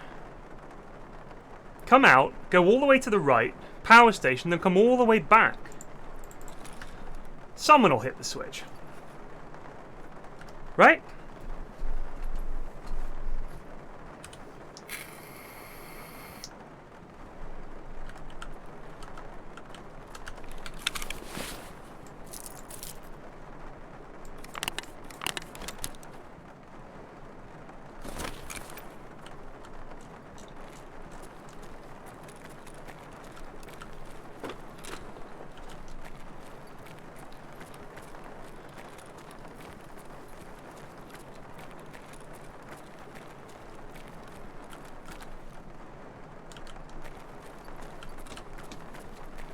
You think a player scav will definitely flip it?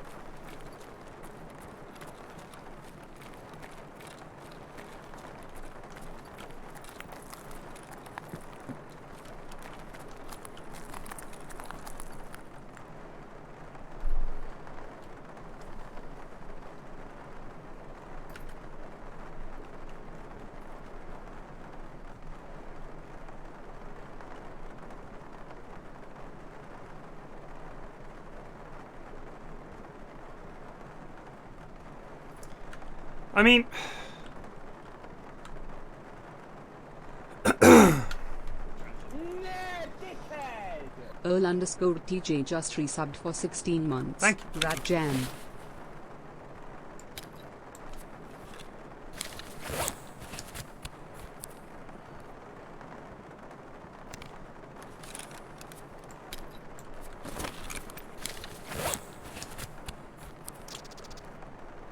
oh, that light just came on.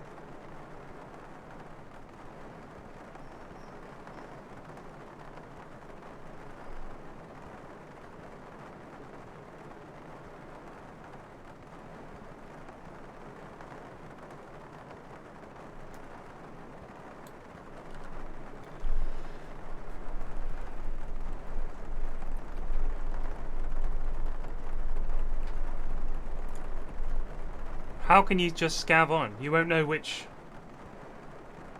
map I'm on. I mean, which thingy I'm on.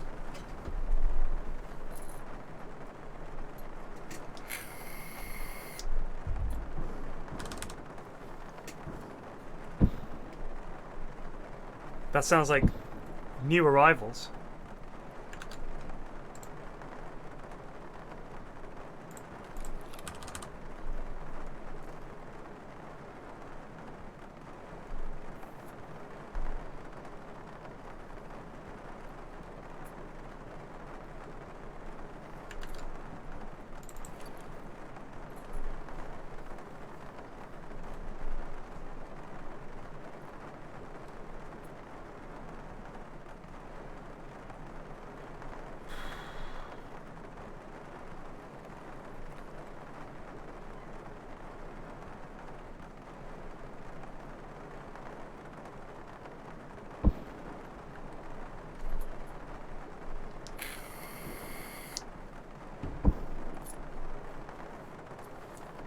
Everybody load in and scav into interchange and turn on the power, whichever one you're on.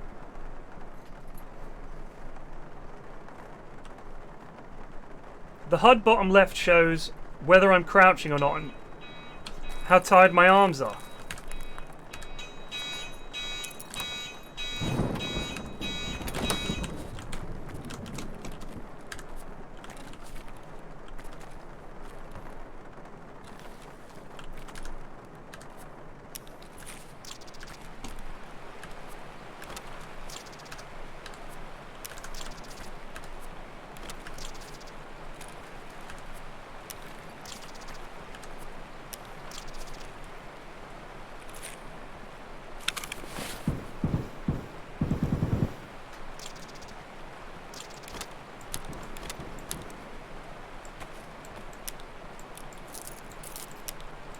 We're bloody in! Someone did it. Bless you.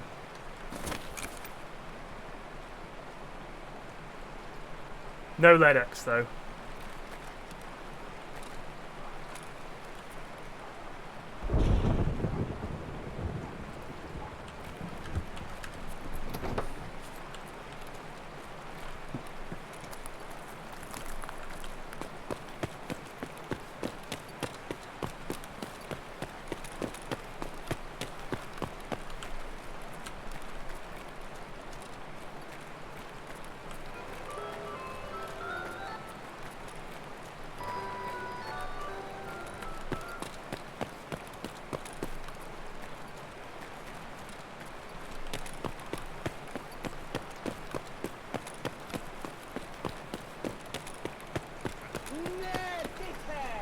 Lord Chode just resubbed for 3 months. Flax. Hello.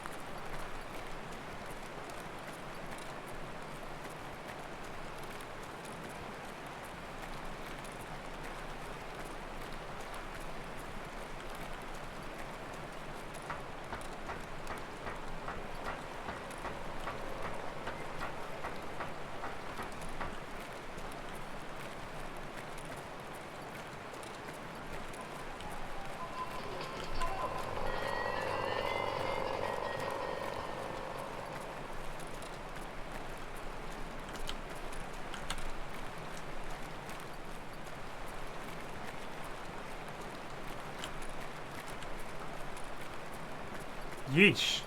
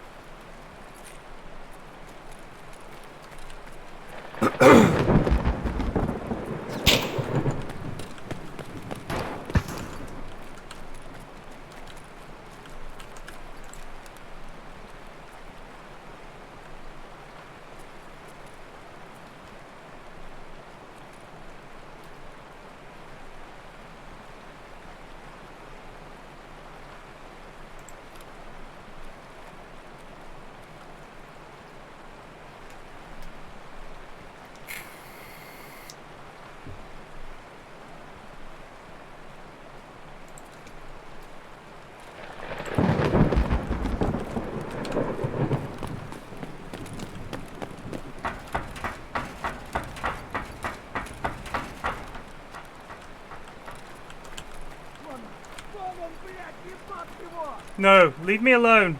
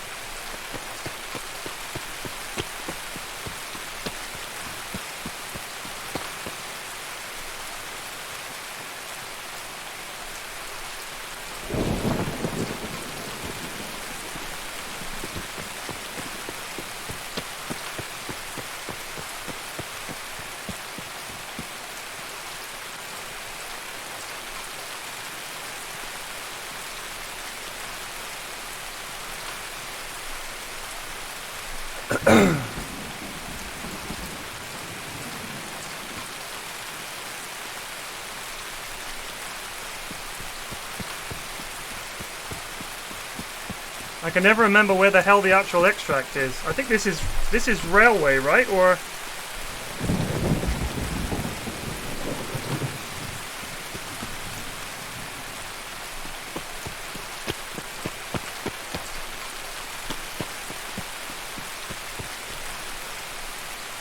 is it down that way? Or is it up there?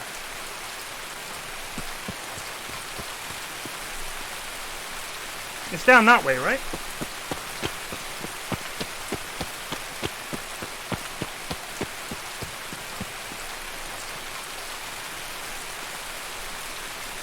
Oh yeah. I mean, we're dead. We're 100% dead. Some ingenious lad will have come up with the idea of camping here.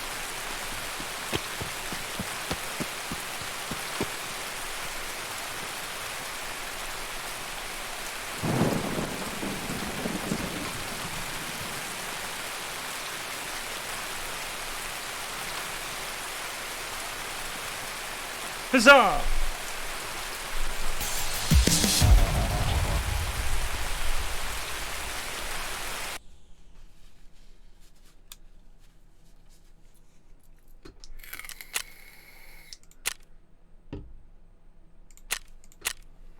Man, that lad was not good.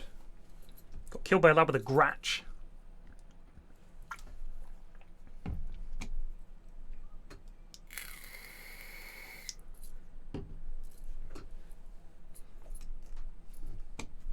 Well, we used our key.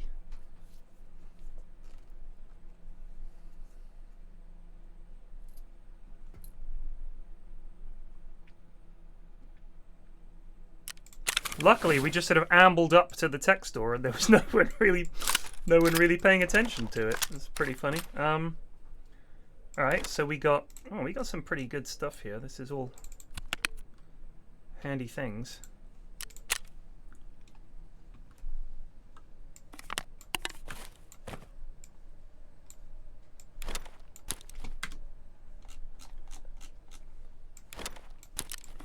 Can't remember what you need these for, but I know it's for something.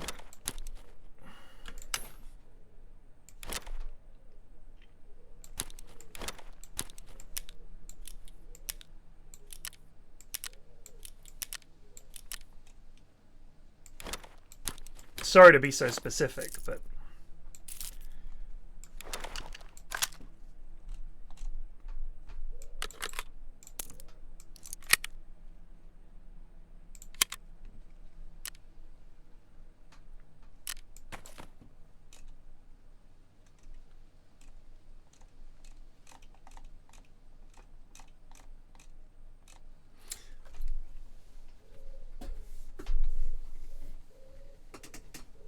yeah, no, it does feel like a good map for rat gameplay. I think my issue with it is I just don't know it. And also the fact that the extracts seem thoroughly unpleasant.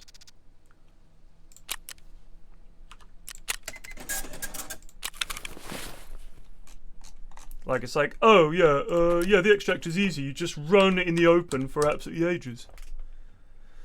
Doesn't feel very pog to me.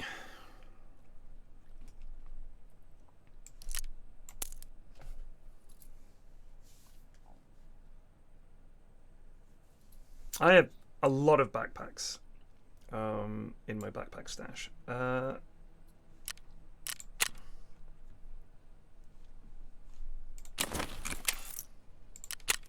We just need an Iskra. All right.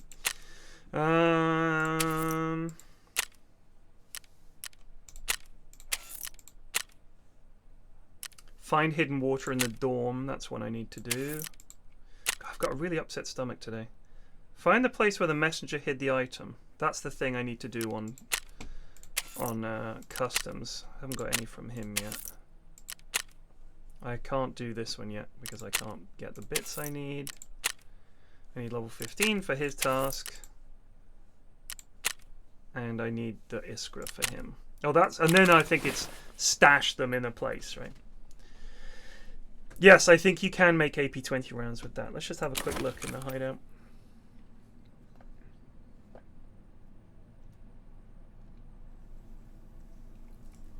I find them very bad in terms of campers.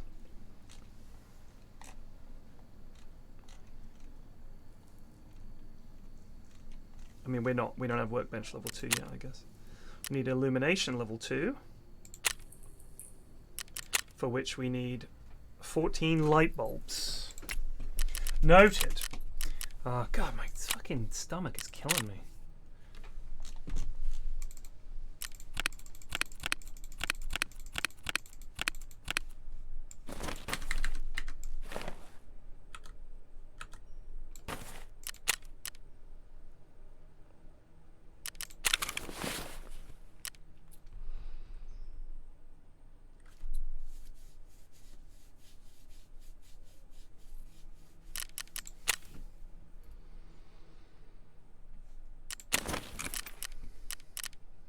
Shit, I think I'm going to need to go sit on the toilet for a while. Sorry, team. I'll be back soon.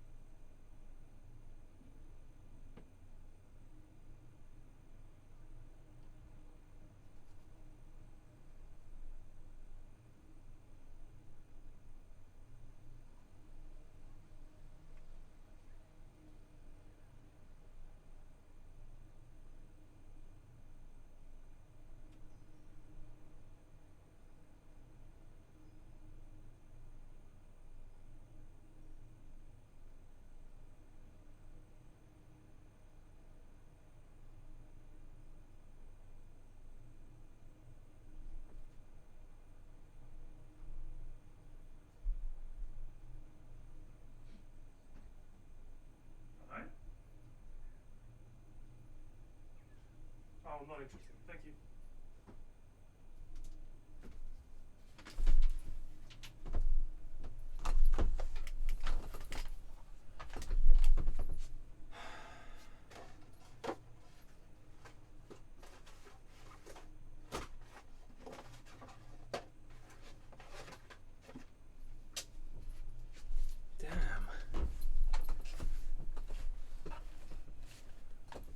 Damn.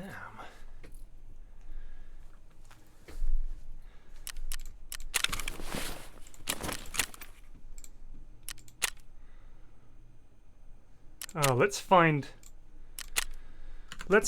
the truck. We can't complete the quest, but I want to know where it is. The thing I need to open for the quest with the key.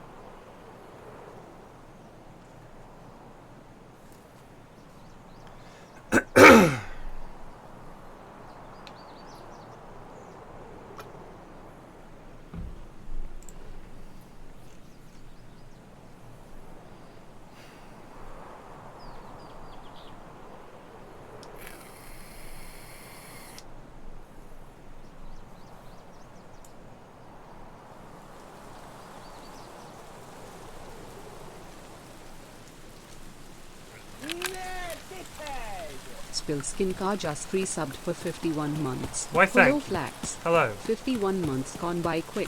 It has. Good luck with the coming ratting and please dome some chads for me. I will try. I've got a Toz with a fancy scope.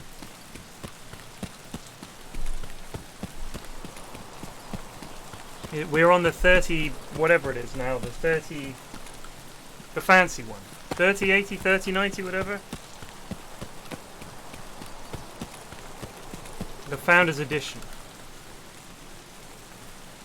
Shout out to Nvidia.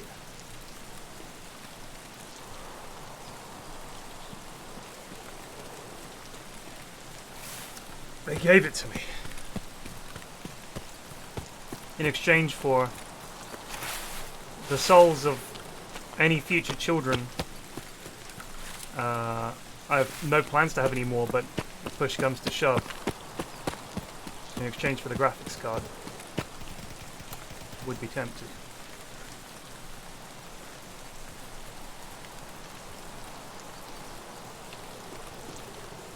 Oh, and I had to do some Rust streams, and then they were like, "Can you do some Tarkov streams?" And I was like, "No, if I must."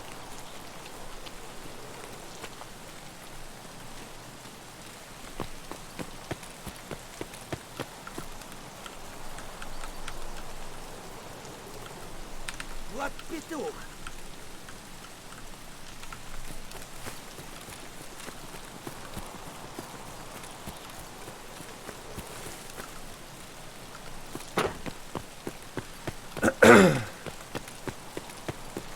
I mean, they were just helping me out, in all honesty. So where is the little cabin? I think it's in this next courtyard over yonder.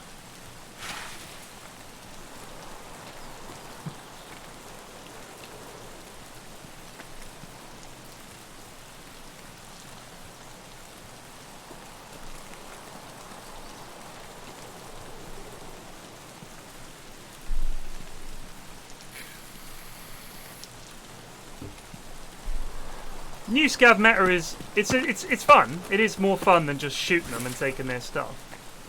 It's just a little bit frustrating that other players can just shoot you and then they just go into the extract. They they do the money extract, and all that naughtiness is undone.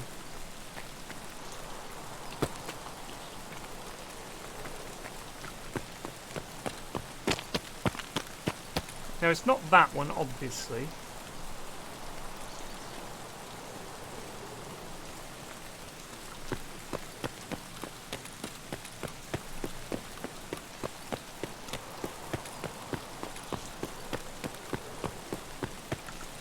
It's not in here. Is it in over the other side of this, maybe?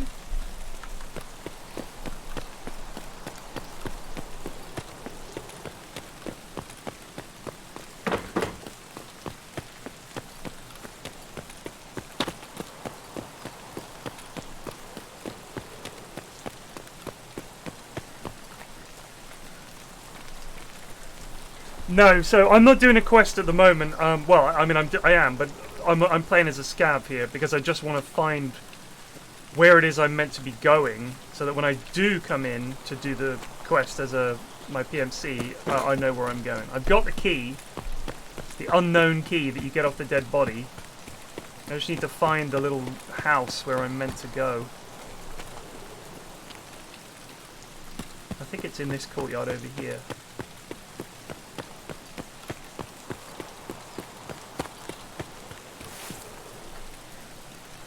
Isn't it like over there or something?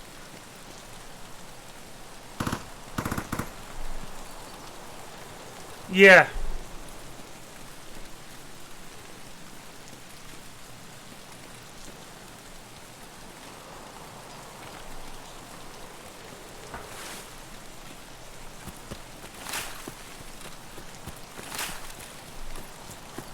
You can jump over this? Really?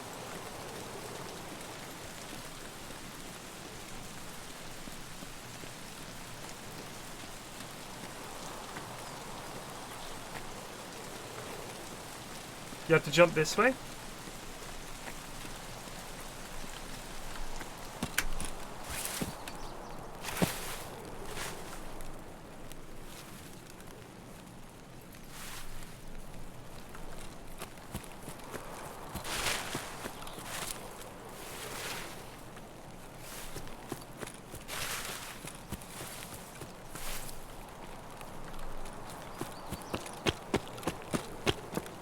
Isn't it that little shack there?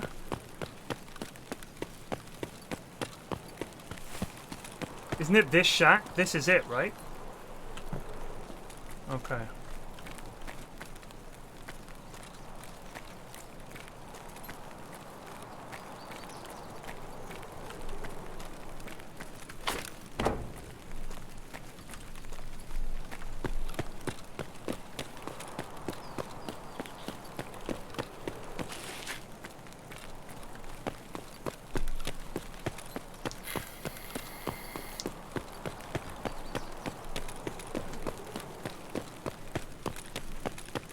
Oh, I never make that jump with my PMC. Never in a million years. He's going straight into the deck.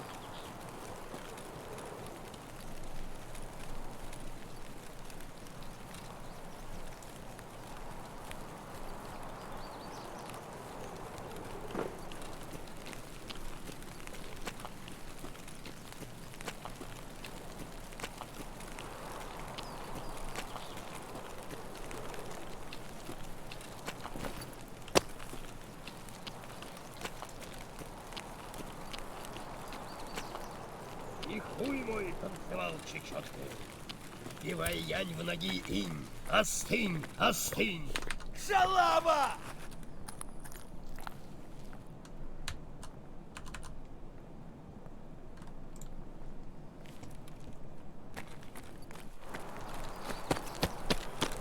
Was that a raider? Kind of looked like one, right? I thought you could shoot raiders and they wouldn't be too pissed off. Like, That looks like just a regular scav to me. Normal, normal.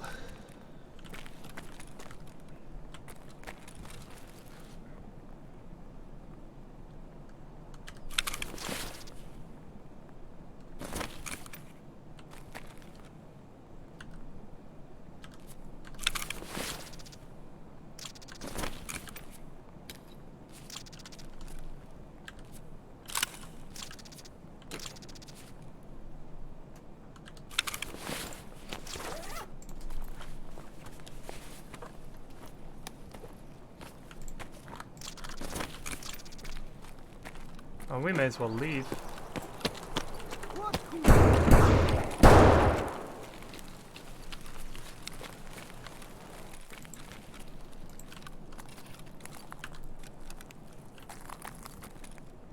На, блядь!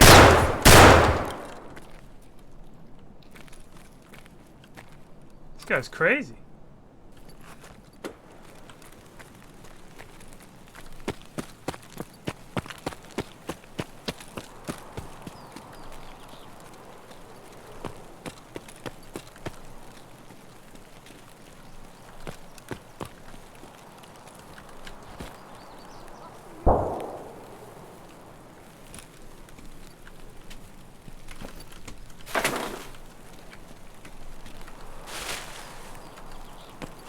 I don't really want to take any of this stuff out. We'll just wait for the time to run down. I was hoping to see some bad scavs to kill.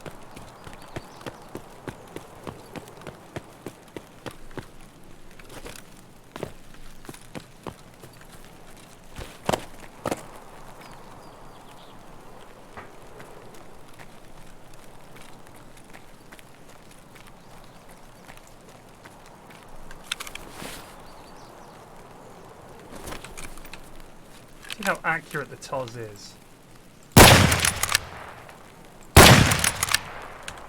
Wow. By the way, it's got a magazine.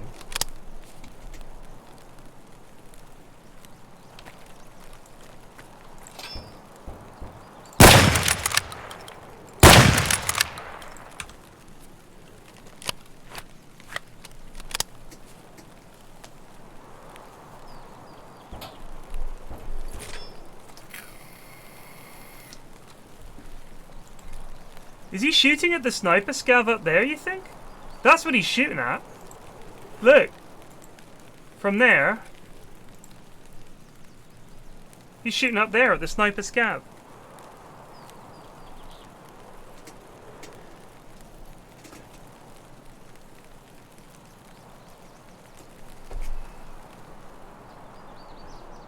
But why is he shooting at the sniper scav?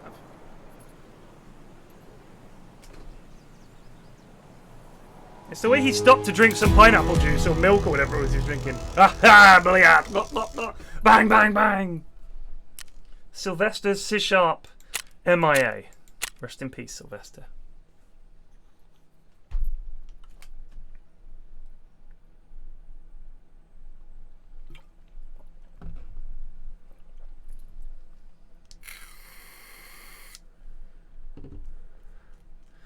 I like the idea that he's doing that to debate people.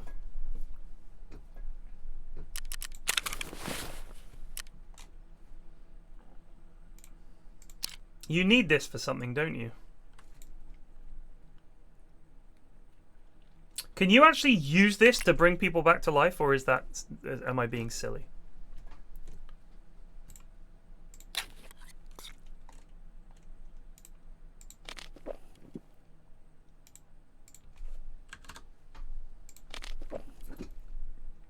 I'm silly. Okay. Jeez. Oh no, let's just do this.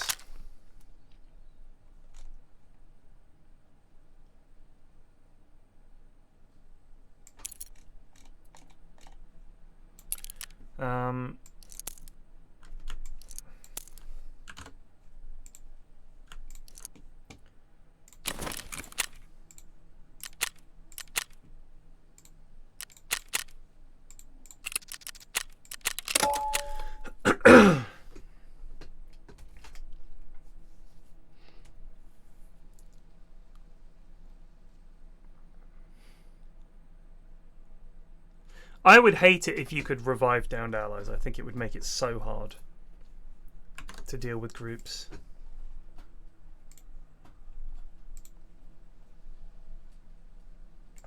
Uh-oh. Lewis is on holiday, no Triforce this week.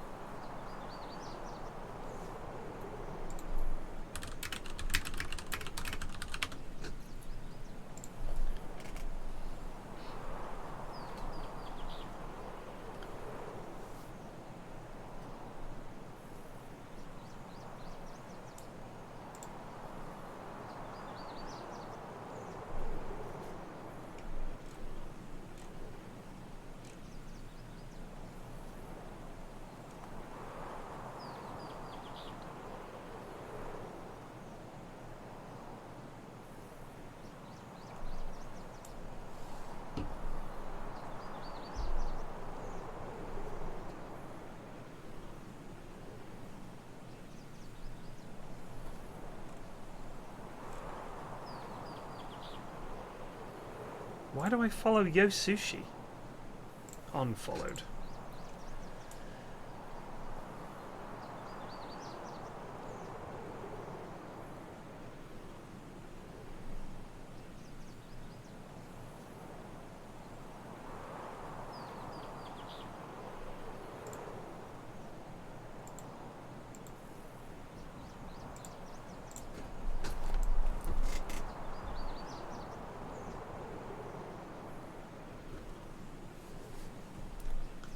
What will happen in the Euros? I don't know. Shit, there wasn't a game. Is there a game tonight?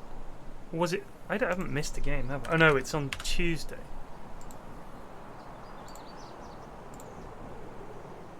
So today it's USA against Mexico in women's international friendlies. Don't forget Ace Ulu versus KTP and Ilves versus Hake in the Finnish Viekasluga. The Norwegian Elitserien has Kristiansund BK versus Brann, and the Swedish Allsvenskan has Djurgårdens against Örebro and Gothenburg versus Elfsborg. Some big games. It's a semi-final of the Copa America at midnight. Peru versus Brazil. Tomorrow is Italy-Spain. Wednesday is England-Denmark.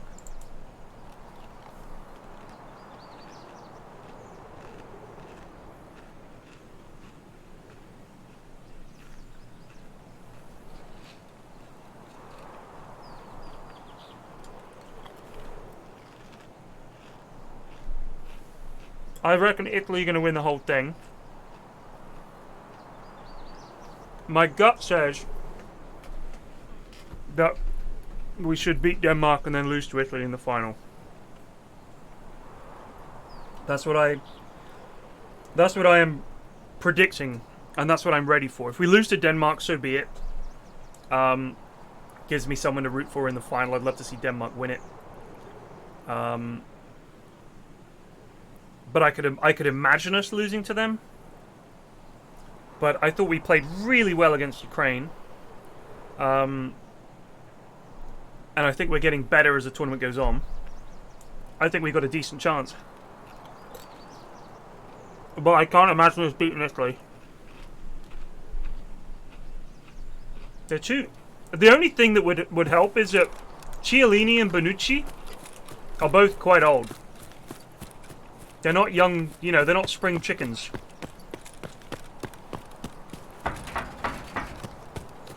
So I can imagine the pace of the lads troubling them. But in that midfield, Phillips and Reich, I could imagine one of them getting sent off.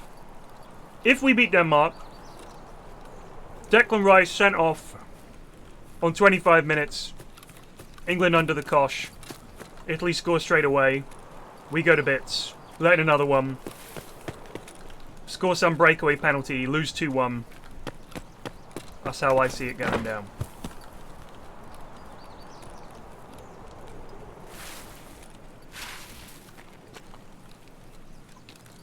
Very specific set of predictions.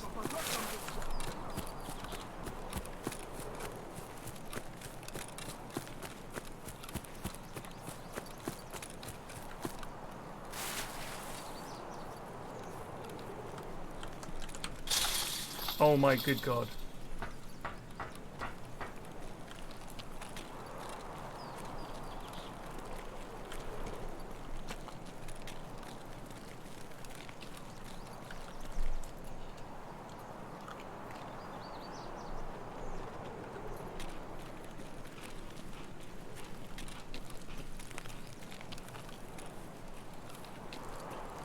I think as long as they've got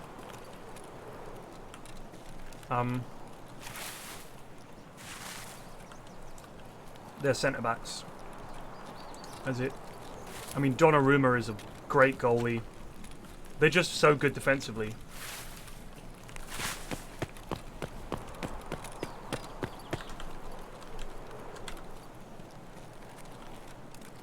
I just can't see us beating them ever.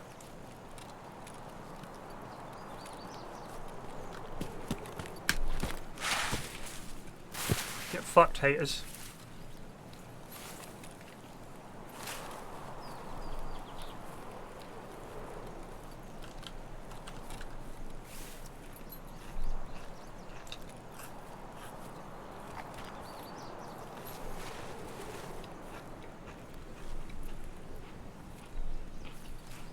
Denmark are no clowns. They're a good team.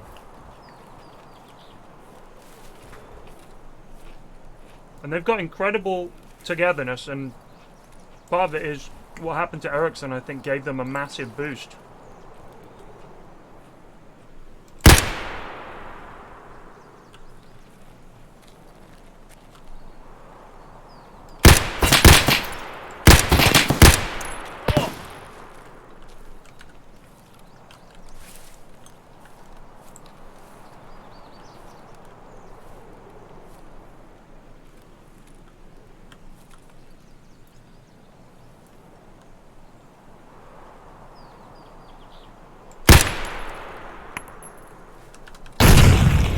Jeez.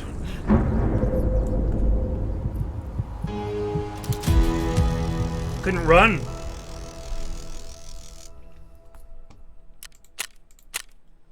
Man, I didn't hit that guy once. Shouldn't have shot at him.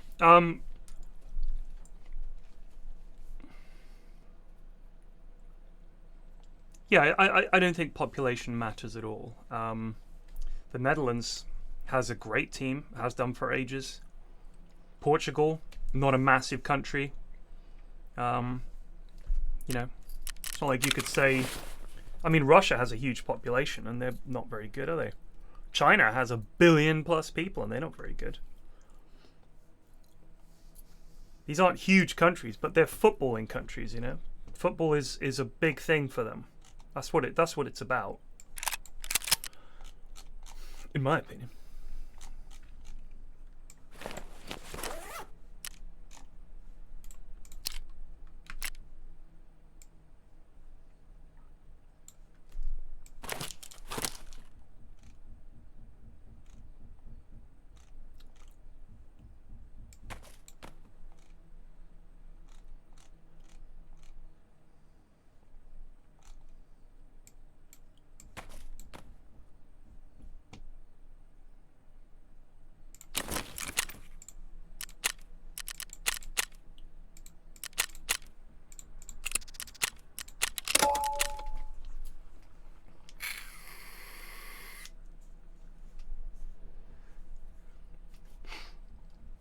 Right, but here's the thing. We do love football, but we are also deeply, deeply suspicious of really advanced training, or we were for a very long time. The way we train players in this team, in this country, all these Scandinavian countries are way ahead of us in that. Because, for example, until recently, we didn't have smaller footballs, smaller goals, smaller pitches for smaller players. So when you're under 11s, you should never be playing on a larger pitch. We were just like, right lads, here's the ball, it's a full-size ball. Here's the pitch, it's a full-size pitch. Off you go. So the people that we generated were very big, strong lads. And we would, you know, constantly tell, there's so many smaller players in the past were told, you're too little to play football. I mean, someone like Lionel Messi coming up in the UK in the 50s and 60s would have been told, sorry son, you maybe is a ball boy, you know what I mean? But then controversially, I think, and I'm sure I'll get shouted at for this, I think that women's football should be played on a smaller pitch with a lighter ball and a smaller goal. I know that I don't know if that would be seen as heretical, but I think it would be. If you've seen women goalies tend not to be 6'6", and you know, the women that play football, even though they're big girls, they're not all 6 foot+. I think it should be the ball can be lighter and smaller, the goal can be smaller because the players are smaller. What's the problem with that? I think it would solve a lot of the problems with goalies. They do score some bangers. It's good. Especially like the Women's World Cup was legit, genuinely pog. But I just think it's silly. The goalie looks so small in the goal.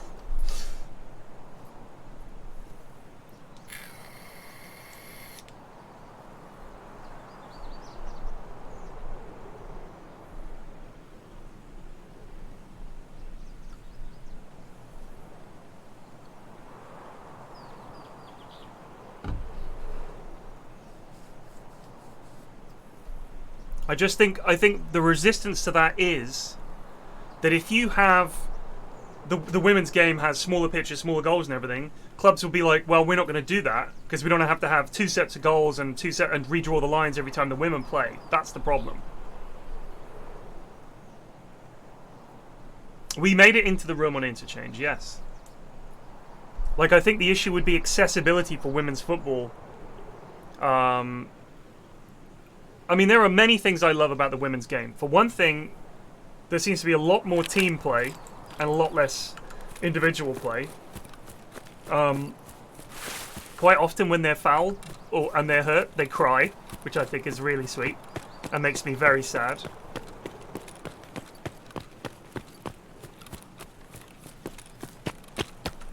And also, I'm not being funny, but when my wife watches the Italian team play, she's like, whoa, every 5 seconds. The Swedish women's team I was a fan. It's nice to watch football and think about the players' arses for a change, you know? Yeah, that would be the thing. Clubs would just go, what, do we have to have special pitches? Well, then we're done. We're not going to do it anymore.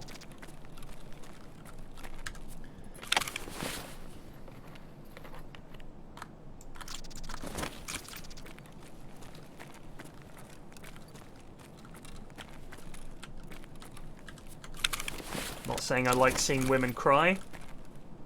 Just saying these are new emotions for me.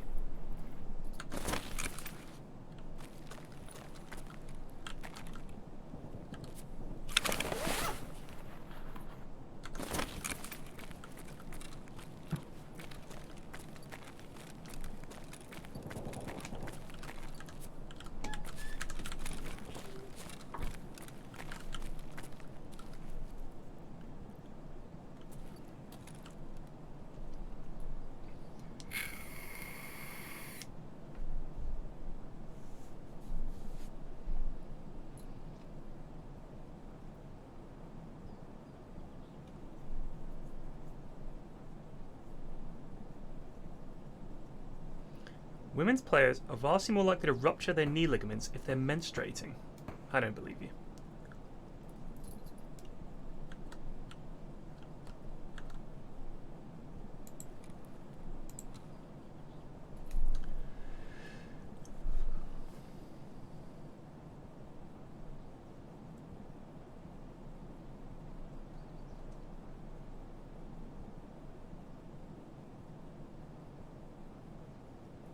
Yeah, that's not a fact I'm going to trot out.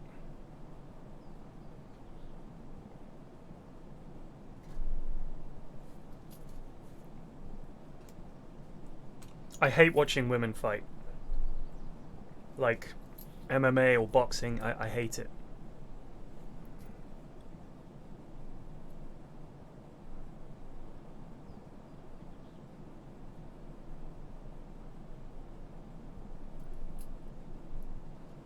I don't know why.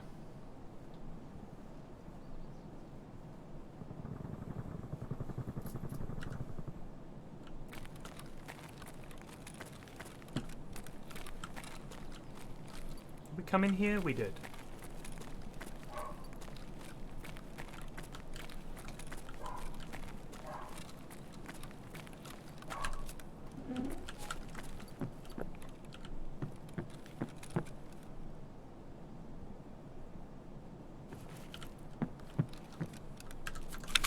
Oh, it's raid. It's not the stuff I need.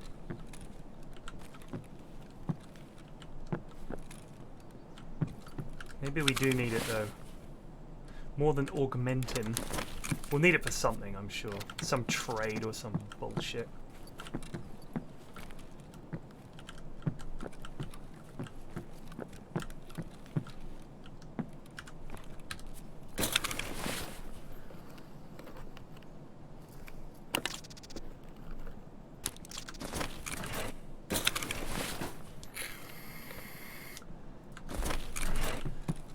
You know what I'm gonna do? Quickly check in here.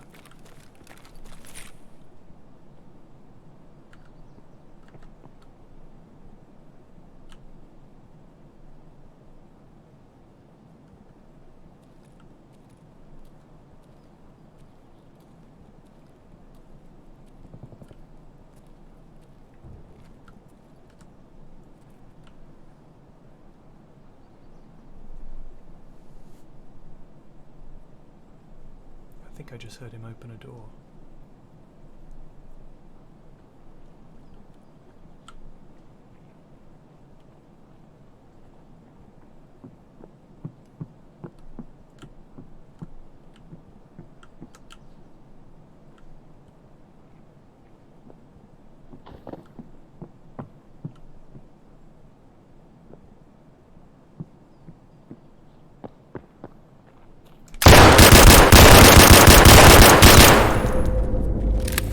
Damn!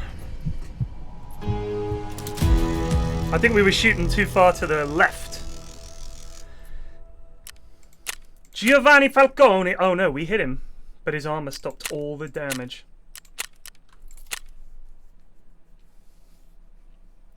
Do you think they'll reschedule the international for a different date? Why would they do that?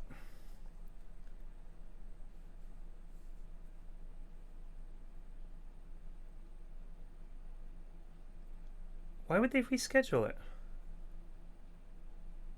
It's Tuesday. It's tomorrow and Wednesday. What are you talking about? Or do you mean TI? Dude, they already have.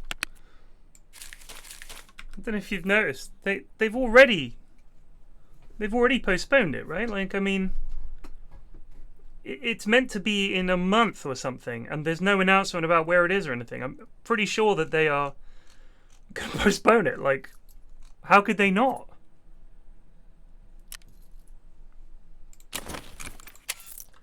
I mean, unless they can find a venue and sort everything out. Oof, I mean, that would take some doing. Fair play to them if they manage it, but...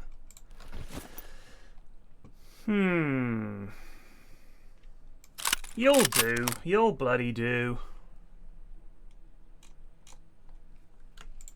Prediction, I'm going to be stuck on this quest all day.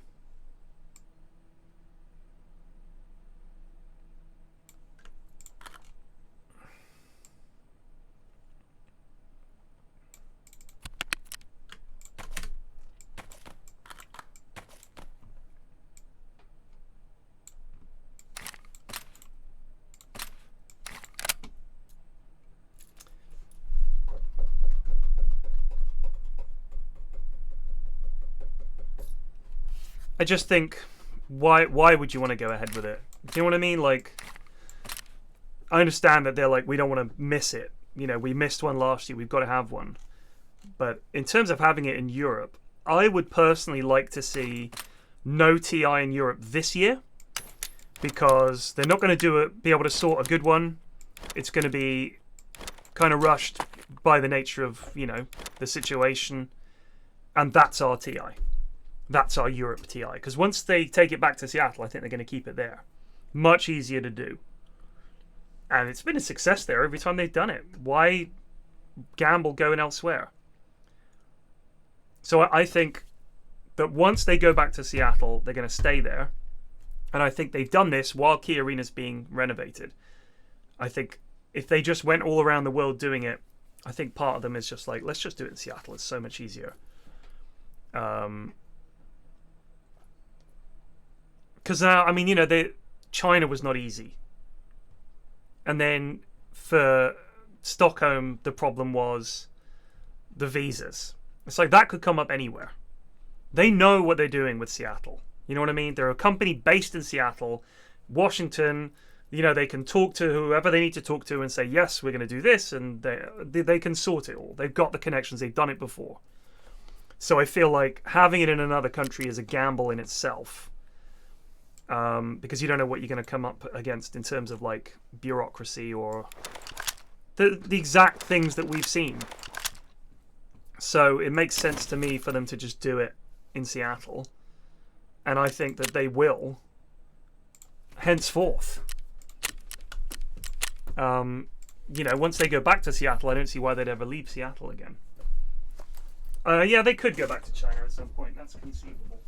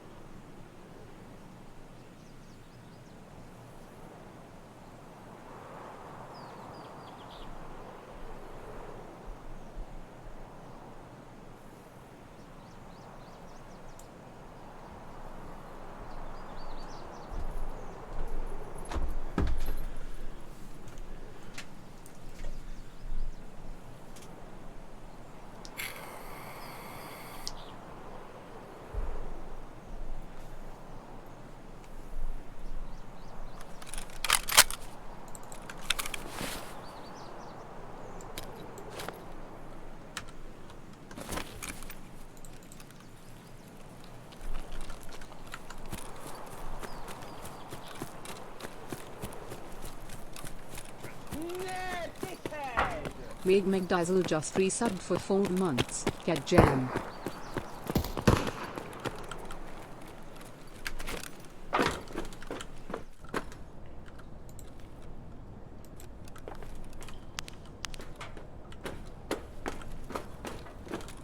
Love it back here.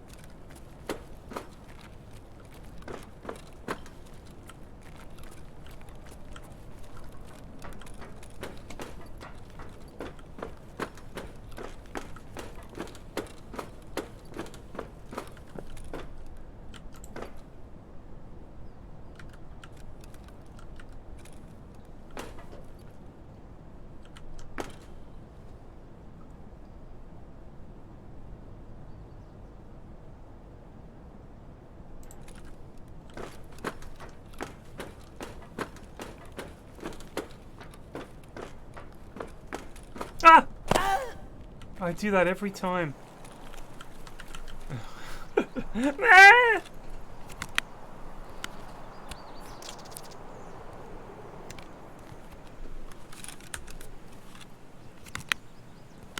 I always forget about that bit. The thing is, sights like this are meant to be used with one eye.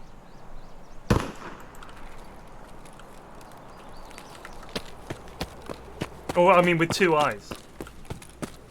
So what you're meant to see is like a neat little circle around your target with the line in the middle.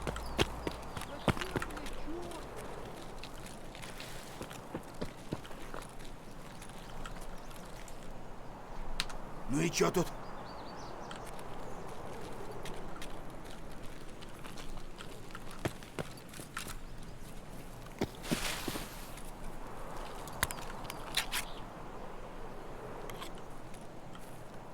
He's eating some bloody food.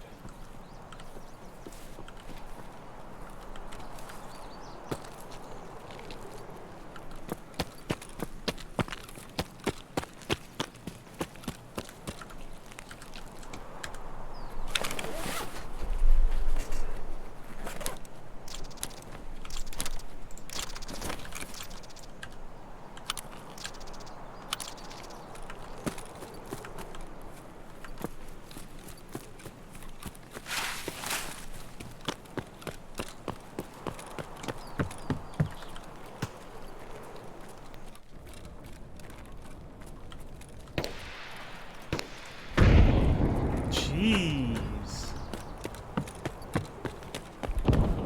Jeez.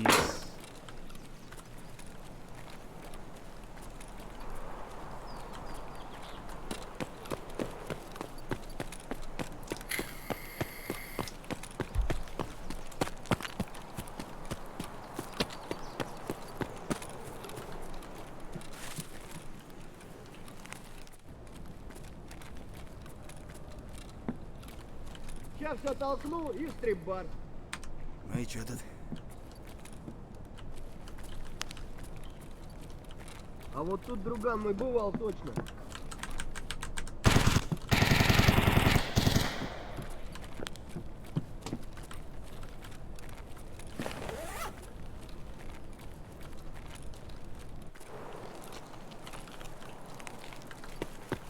See, that was a player.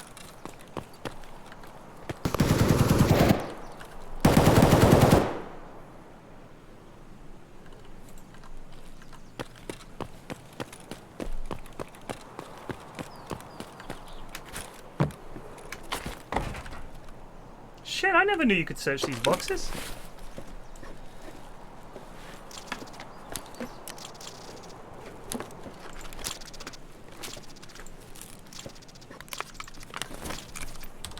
What do we got?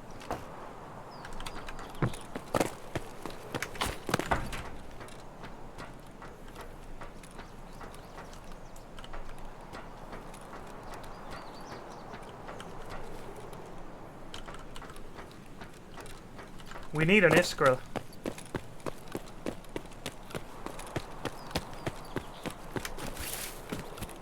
For the quest!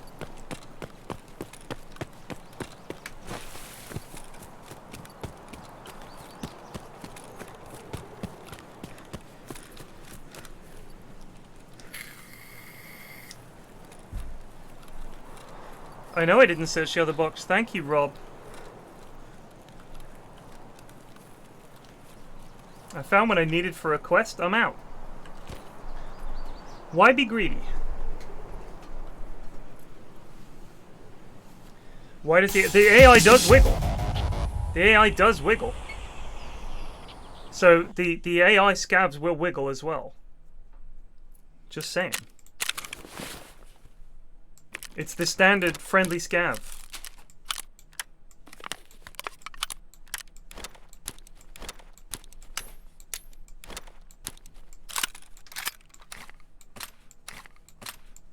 You've got to treat this thing like a Glock. Pogitanger just resubbed for 84 months. This is the song that doesn't end.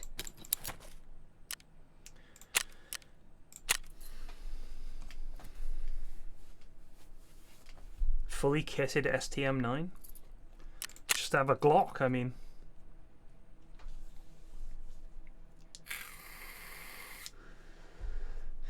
$84 months. Wait, is that 8 years? It is, isn't it? Is that 8 years? Or is that 7 years?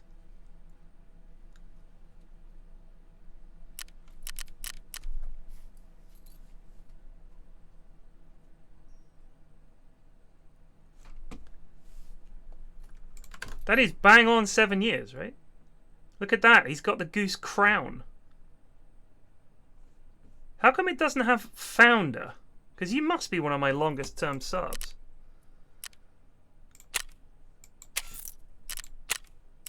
Get ready for a very loud noise. And again.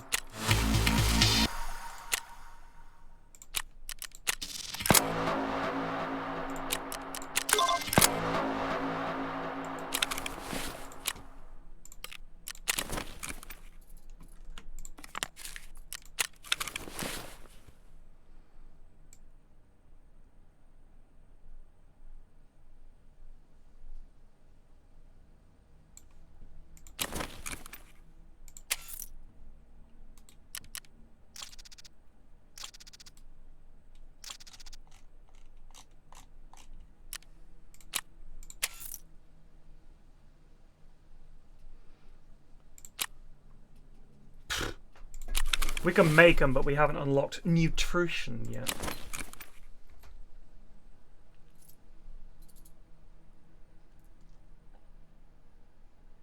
$707K for a Meta STM9? Why? Is it good? Ah!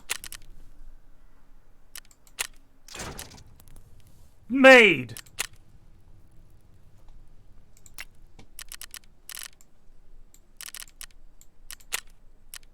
We need one of these bad boys, I remember now.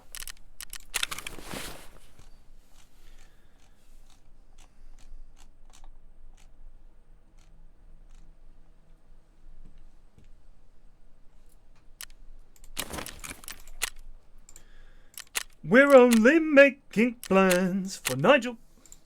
Ooh.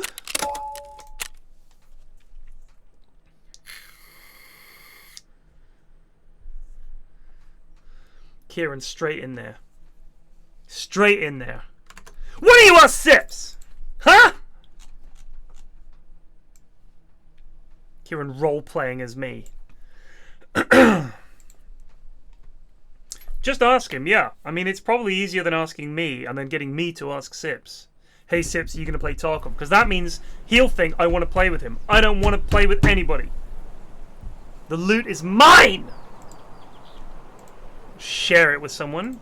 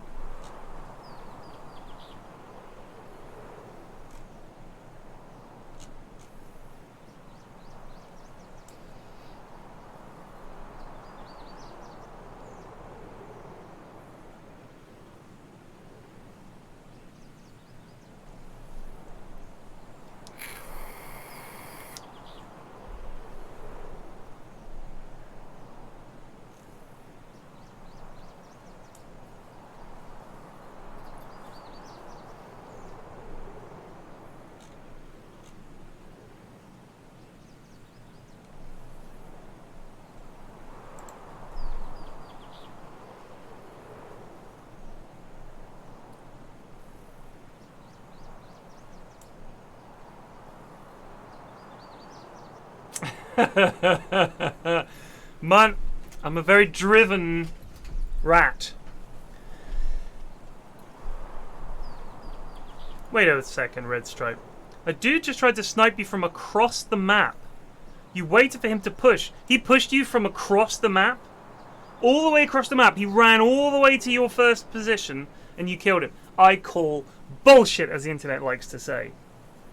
I suspect what happened was some other lad pushed you and you killed him. And that's why you got negative karma. And if they don't hit you, you know, no harm, no foul is the scav karma rule.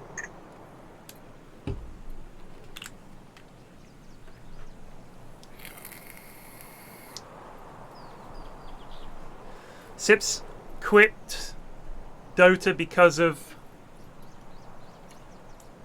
God, who was it? Was it Carl Butters Jr.? I can't remember why. Or was it Cock Wobblemeister? Someone made him quit. And Lewis is just done with Dotes forever. Can't imagine him ever coming back.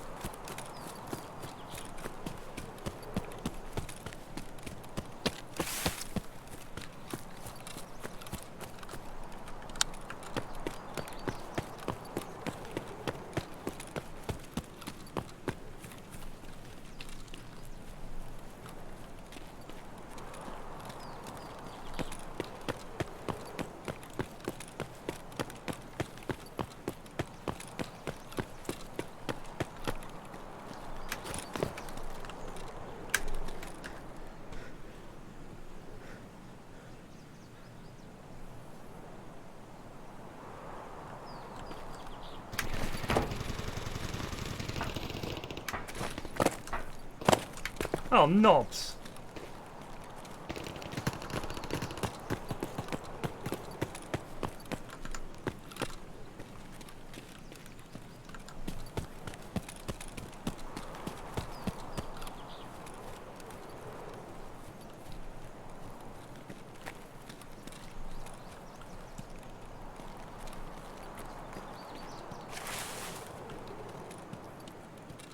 It's a long way to the top if you wanna rock and roll.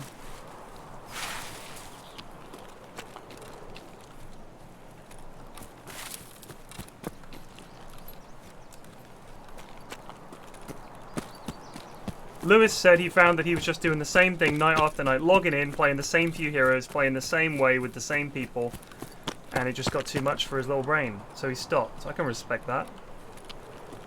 Some of us were born to grind. Given that he was a WoW player, I thought that's pretty much what WoW is. But it's at least WoW is relaxing.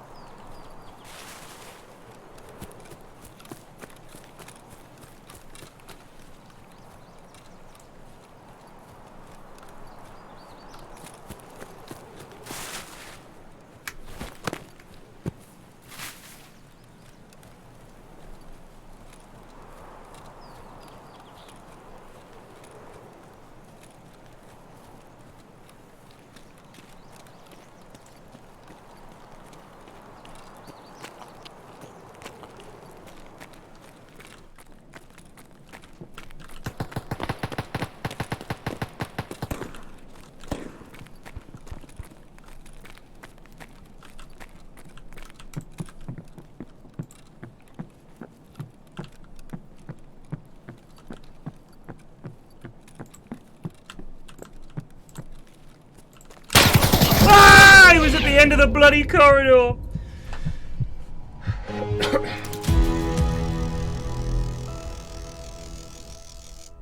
He now has conflicted feelings about WoW. Oh, fair enough. Couldn't see that lad. Being in C for so long now, I have just grown accustomed to playing unfair bots when I want to dotes. Was it just... What is it like playing Dota in C? Like, I've heard all these things. Is it just like really hard, or is it just the teammates are obnoxious? Like, what is it? What is the problem with C Dota? Is it just Smurf Central?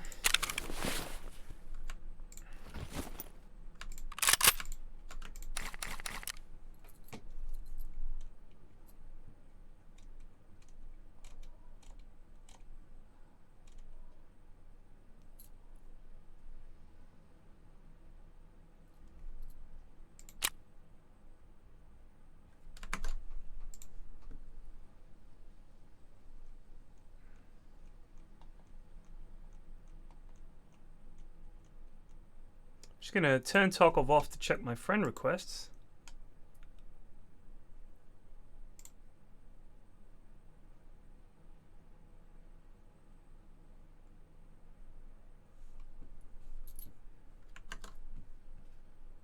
Is that it?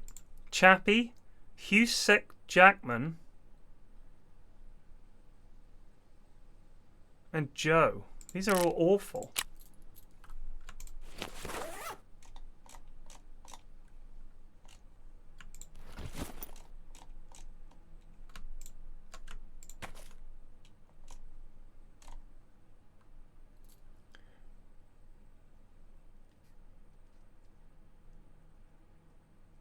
Husek, but how does that make sense? Claw just resubbed for 3 months. It's- I'm inching ever closer to buying Tarkov. What is Husek? Is it because it's like it's meant to sound like Usek? I think it's bad. I think it's really stretching the bounds of anything. It's not good. You should not be proud of yourself. That's a shocker. It's a stinker. Thank you.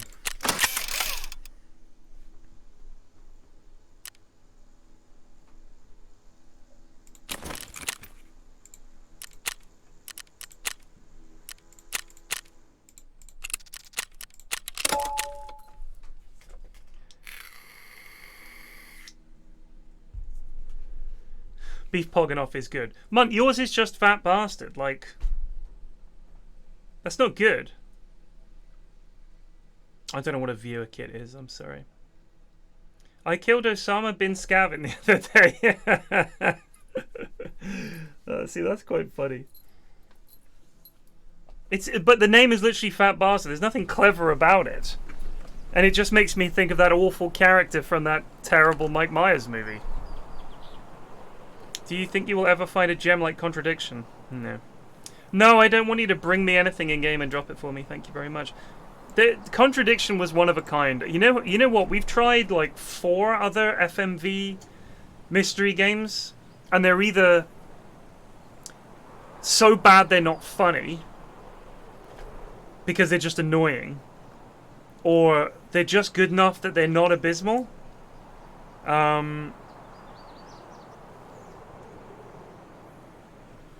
Like that, I think it was called Erica. It was awful. Yeah, I looked at the Dr. Decker one. It didn't do it for me. It was just kind of tedious.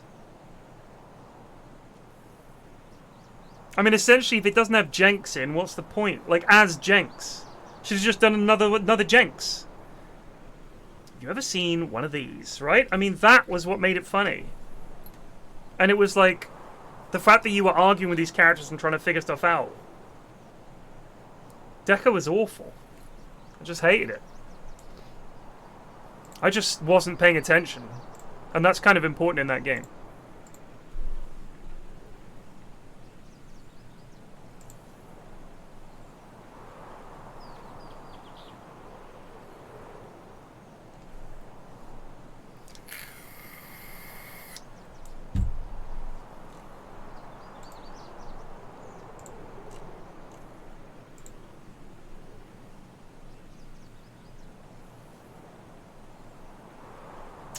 Dark Side of the Moon. Right, but is it Jenks as Jenks, or is it just the same actor? Like, I want Jenks back on the case.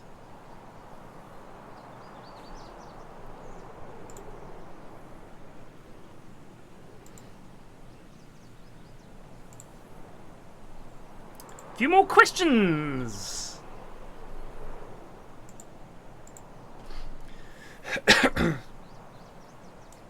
See, I don't want all that time travel shit.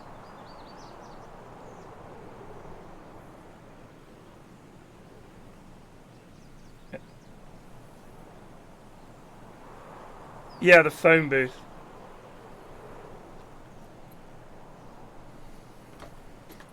Emma, Emma, I love you.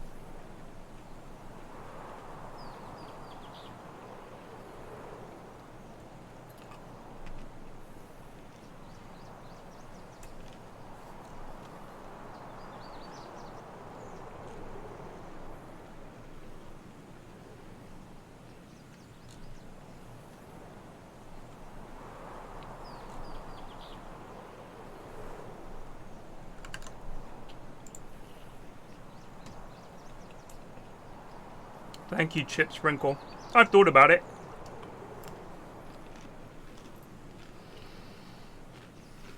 I'm just so lazy.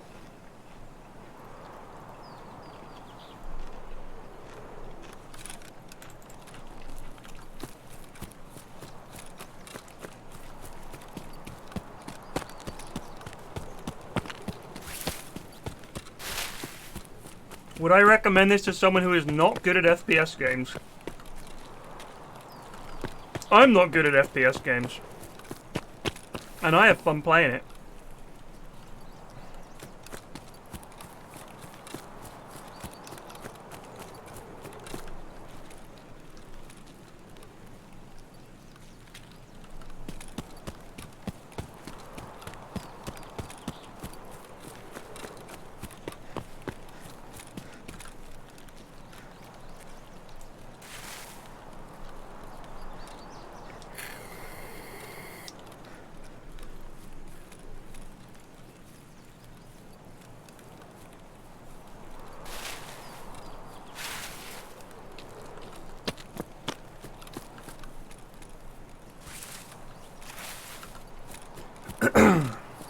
You know, I was watching some of the other Yogg's streams.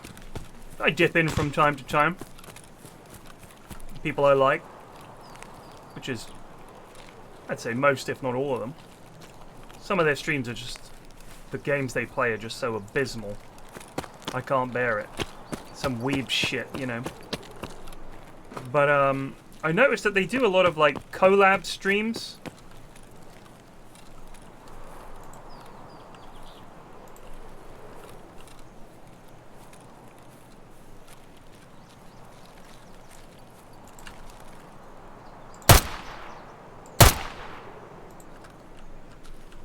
And it occurred to me that I don't do that much.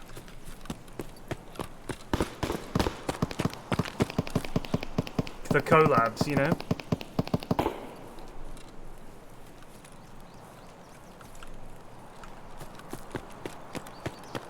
I'm a lone wolf.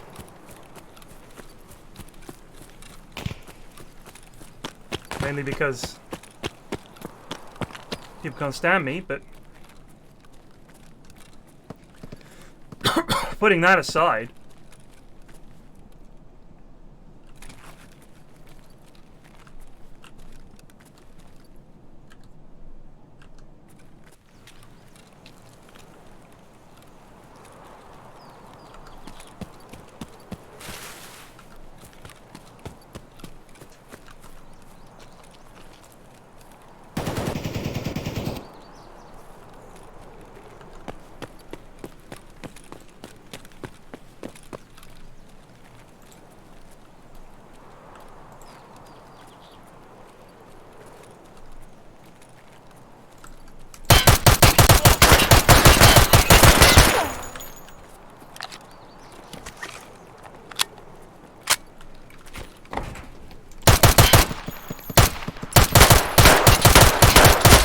what am I shooting here? Those last few shots I was bang on his head.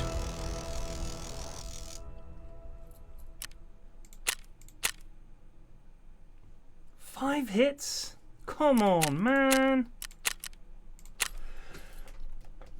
In fact, it was 4 hits, because I hit the other lad.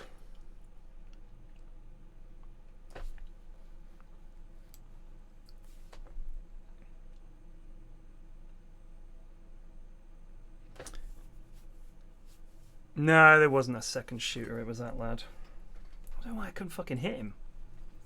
The sight on this thing is hot shit.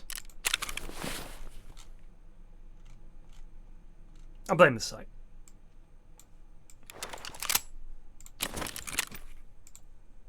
Oh, this is a banger of a gun. No.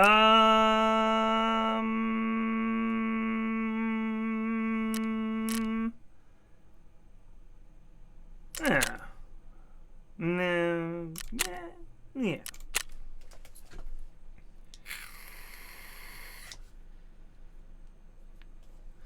Makes me sick in Civ. Everyone just bends over for Lewis's empire. Oh, Lewis, would you like my land? Just fuck off. Fight back. Have some cojones.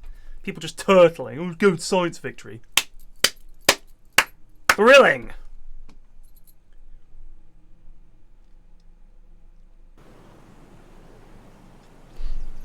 Yeah, Civ 6 was such a colossal letdown. Have I got sweat patches? Yeah, that's hardcore gaming. Evidence of hardcore gaming right there.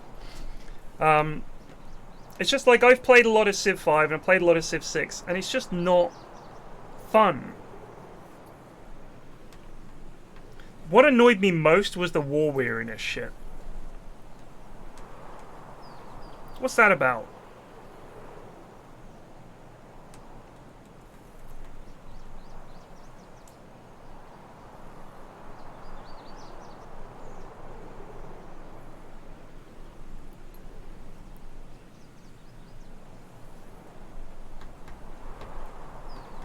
Civ 5, the problem with Civ 5 is, if you're playing with people, they're like the most ultra try-hard nerds imaginable. And if you're playing against the AI, it's just so abysmal, you think, why didn't they improve this over time?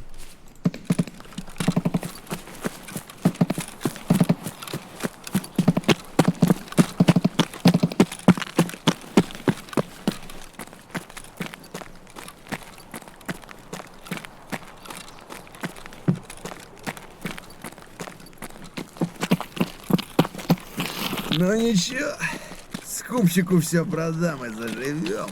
He's right. Это что за хрень?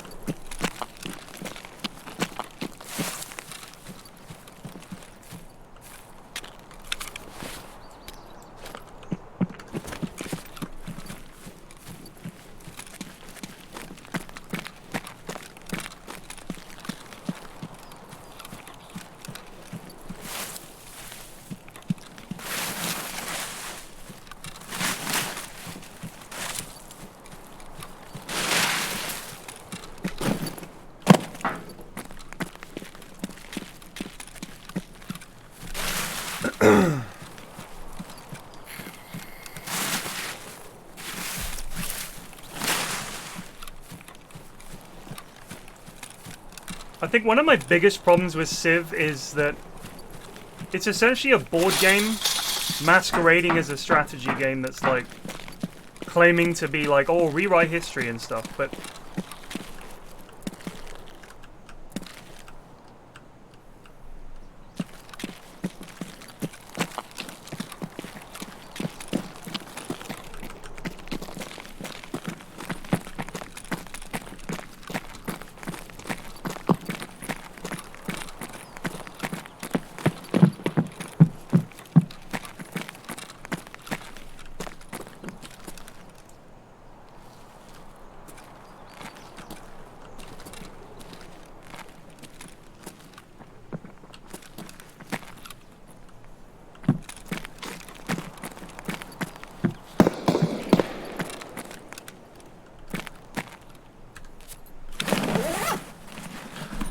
like, I feel like it would be great to have a game where you actually do get some kind of historical... Like, here's an example, alright? Let's talk about population growth. Let's talk about that. And how poorly it's represented in Civ. Unless your city has been around since the very dawn of time, it's very unlikely that it'll become a massive city. If you look at, let's take America. Look at LA and look at New York. Okay? How come those massive cities can exist? They would have needed 5,000 years to get to the pop levels that they're at.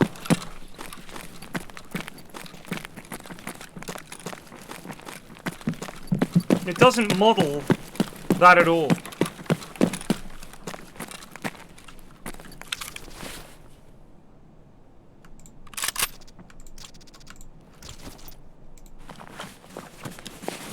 If you know what I'm saying.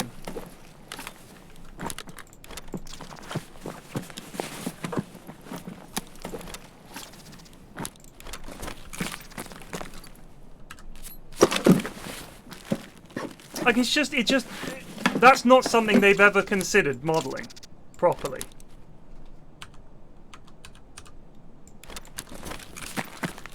is the fact that your city doesn't need to be ancient in order to grow massively.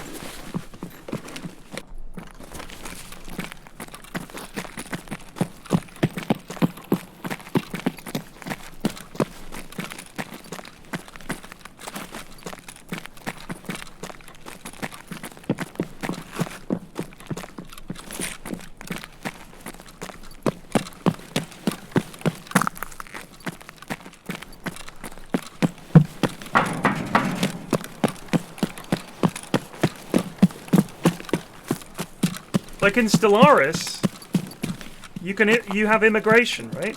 Like Stellaris, oddly enough, is actually better at modeling the fact that somewhere doesn't need to be super old to grow really fast if it's a really good place.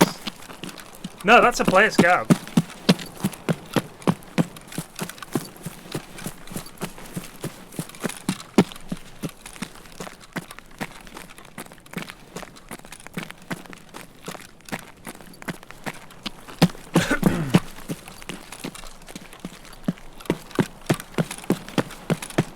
So Stellaris is like, oh, you've got a Gaia world?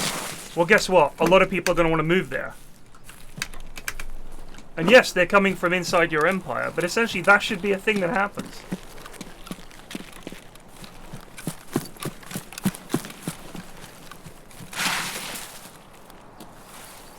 And you get immigrants from outside your empire.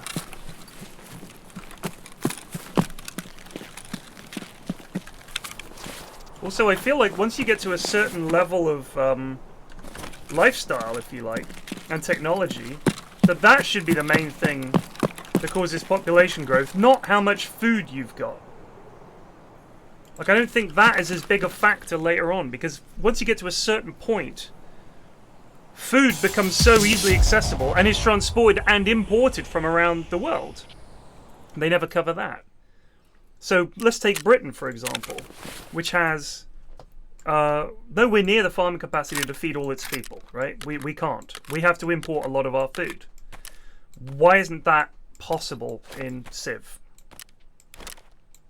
It doesn't seem to be.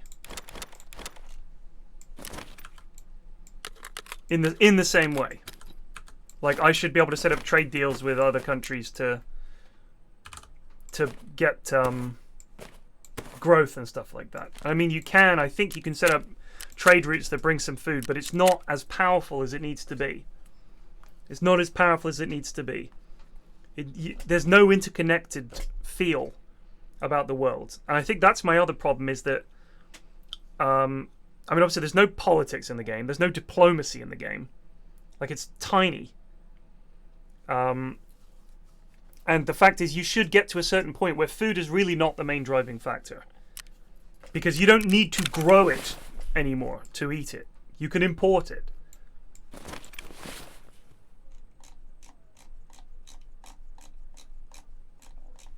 And I also thought that if you think about it, the thing with Civ is that it's essentially saying that the neutral cities, if you like, should be neutral little countries, and they should be, like the city-states. And those little neutral countries are the ones that you essentially import workers from and food from and stuff like that. Like, they become the industrial center once you move into later technologies.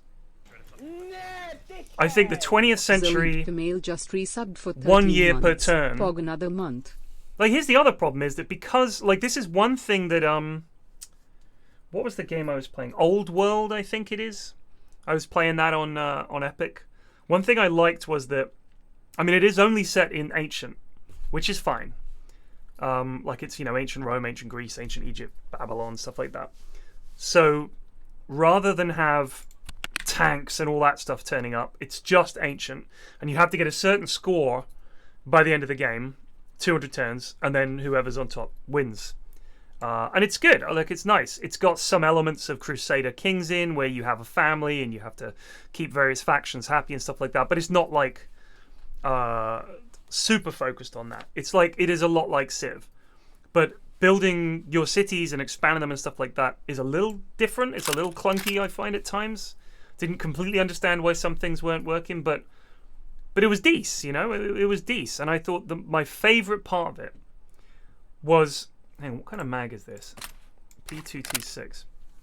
Was that the way you move units? Units do have a movement allowance, but when it comes to moving them, if I need that worker to go really far this turn, you can spend orders to move that unit a lot. And also, let's say you have loads of units, you won't have enough orders to order all of them, so you'll have to pick which ones you're going to control. So mass spamming units becomes less valuable because essentially you can't use them all every turn, which, you know, allows for the but you can increase the number of orders you get per turn by improving various attributes and buildings and stuff like that. So I feel like it was a nice little cross where going from one city to another does not take you 10 years.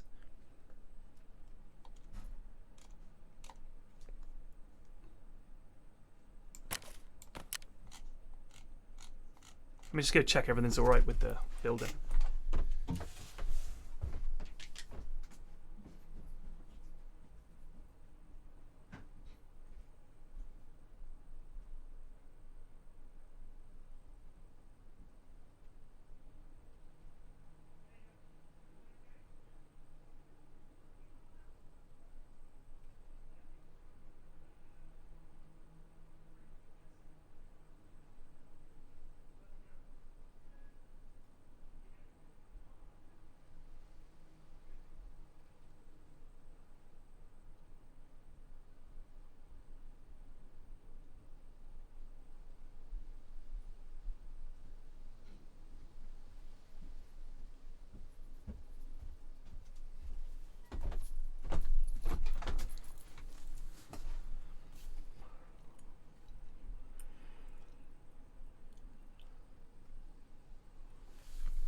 I agree. It is a very arcadey board game.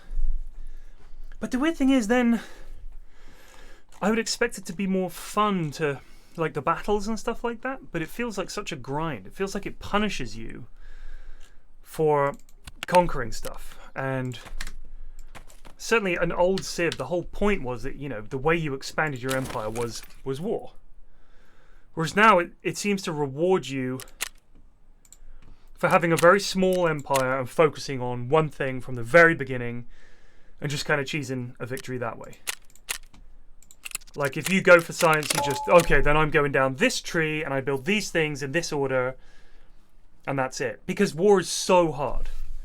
Like it takes so long to build enough units to take cities.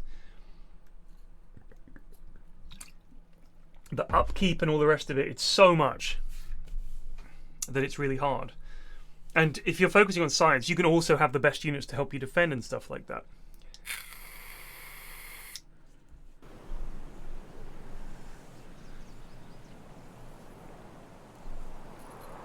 That is playing tall.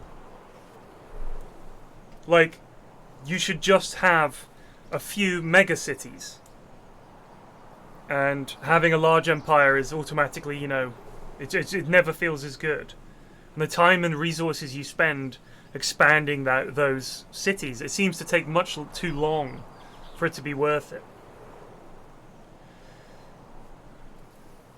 It just seems silly. Like whenever we did the Civ streams, I found that so much of the game was just everybody turtling for like 10 hours, and then suddenly this, you know, end game mega war and everybody's dropping death lasers on everybody because it's like, oh, he's about to win, we must stop him. Like it's literally this massive wait and then a huge all-out war at the end to stop this guy winning.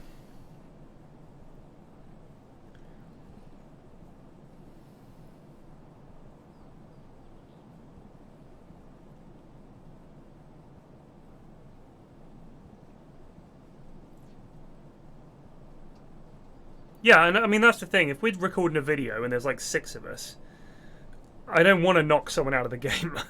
Like, or be knocked out, because it's like, you're out. Like, oh, okay. So I'm only in 2 of these videos. You know what I mean? It's kind of a dick move. Also, it's much harder to have war in multiplayer because you can get an ally that's actually knows what they're doing. And, I mean, if it's 2v1, it's very hard. Or, God forbid, 3v1. So it becomes very, very, very difficult. Because if you become known as a warmonger, other people will be like, well, we should kill him. So then you know, it's almost impossible. Also, the expense of building these units and doing all that sets you back so much with things that you need later on that your enemy isn't having to build.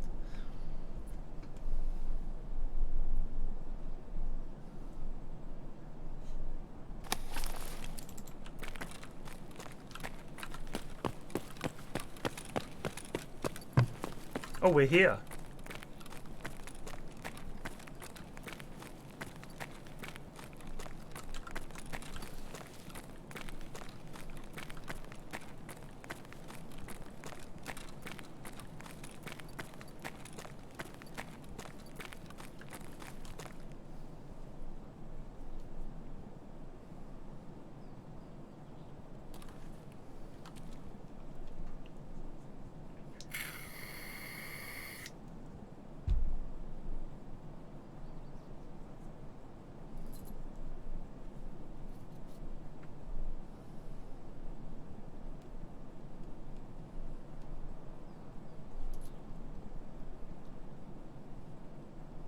I mean, I quit because I don't know the absolute intricacies of that game. It's just so hard.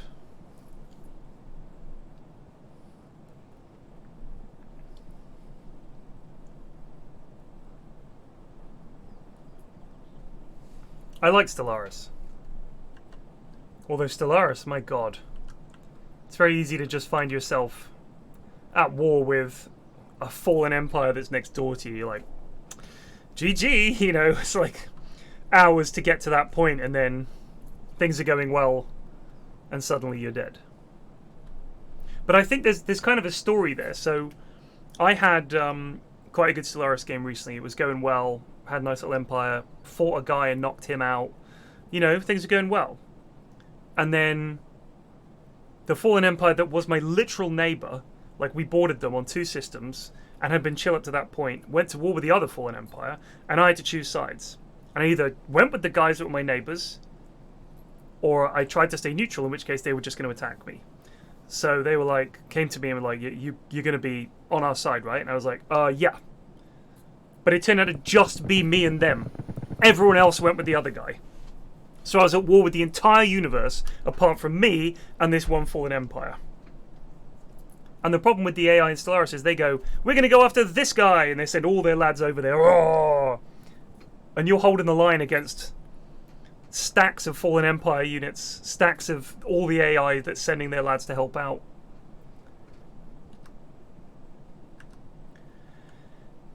I wonder if there's any WD-40 knocking about in here.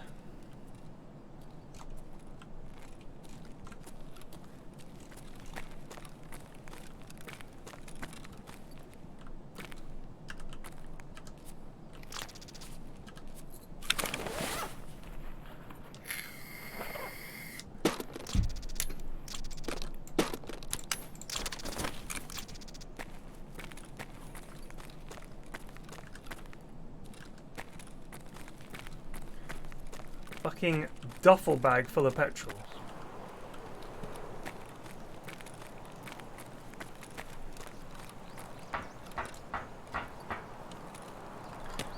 Is this your carry-on luggage, sir? Yeah. Could you open that up for me, please? Sir, what is this? It's a jerry can full of petrol. Sir, you can't bring that on the plane. Why not? It's incredibly dangerous, sir. Well, I need it to run my generator. Back in my hideout? You're gonna have to come with me, sir. Sir, I'm just a humble Bitcoin miner.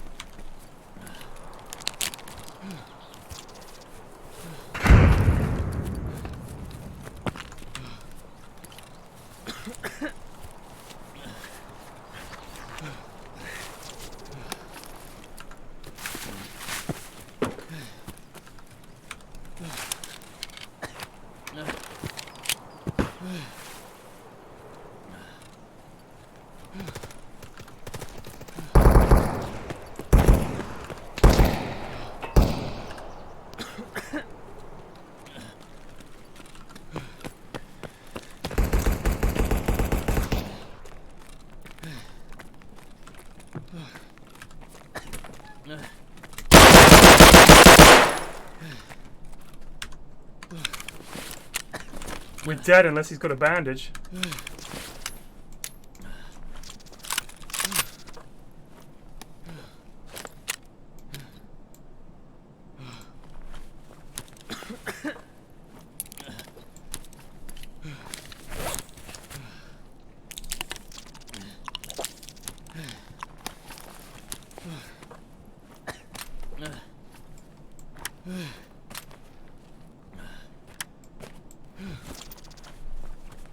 Still bleeding here.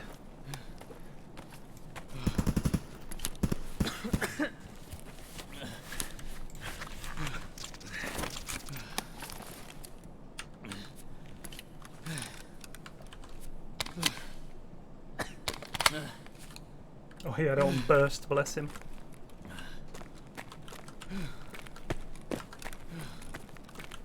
Let's just pray for some good meds up here, eh?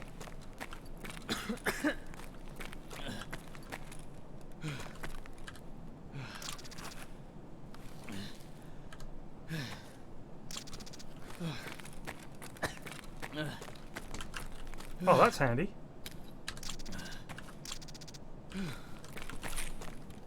We need like a Saliwa or something.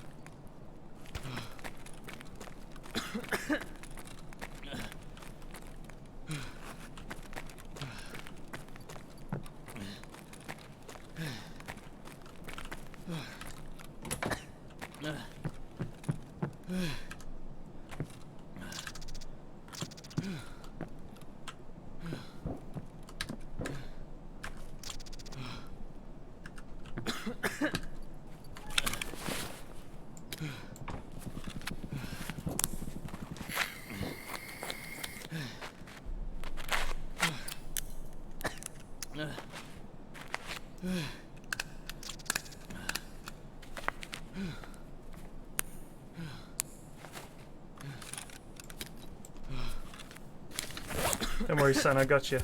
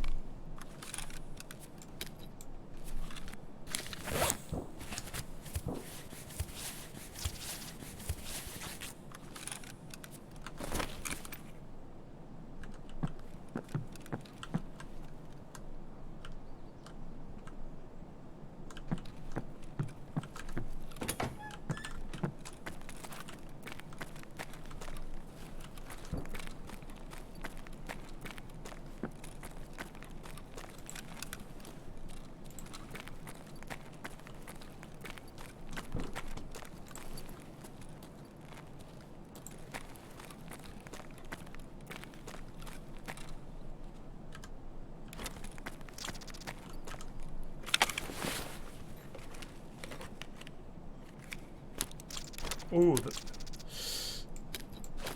need that.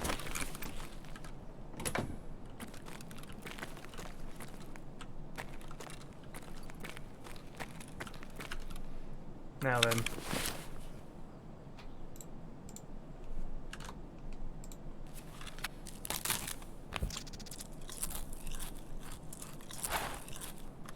Need some of my precious sugar. Yeah. Try and make our way over to where our quest is.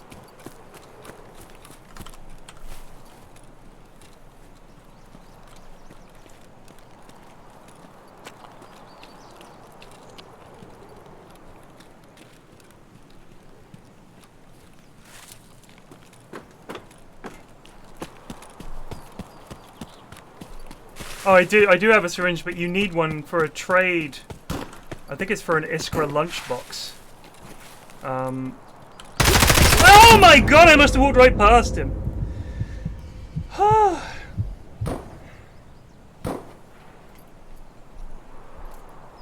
One little sweat just hiding in the bush. Didn't even see him. Well, we got a kill out of it. Oh.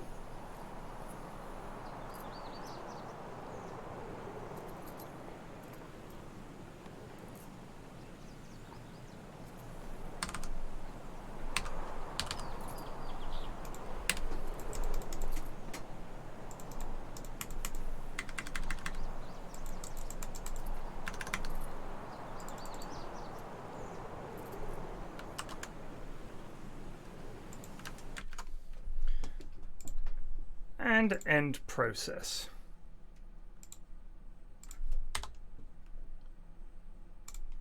Bizarre.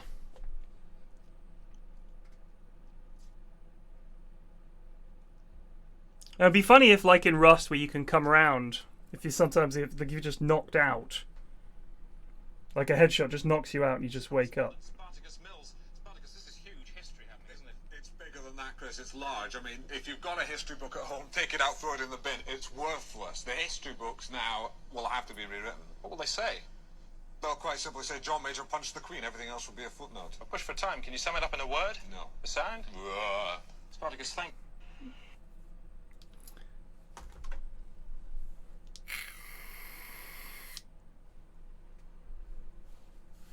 That's from the day today. This is huge, isn't it? It's bigger than that, Chris. It's large.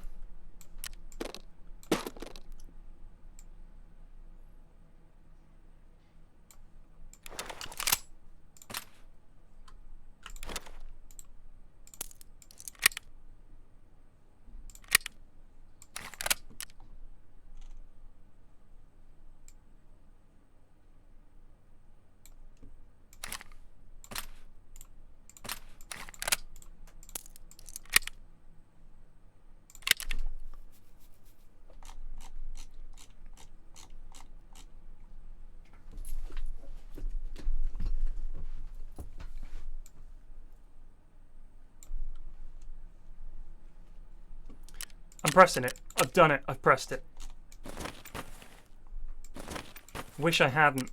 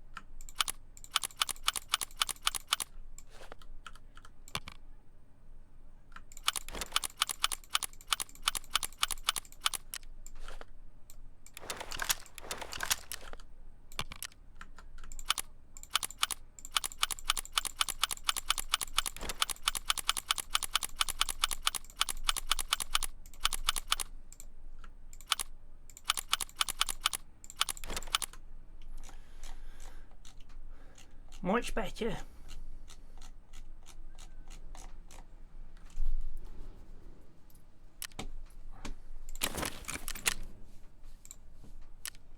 Am I wounded? Oh yeah, I remember now. I died!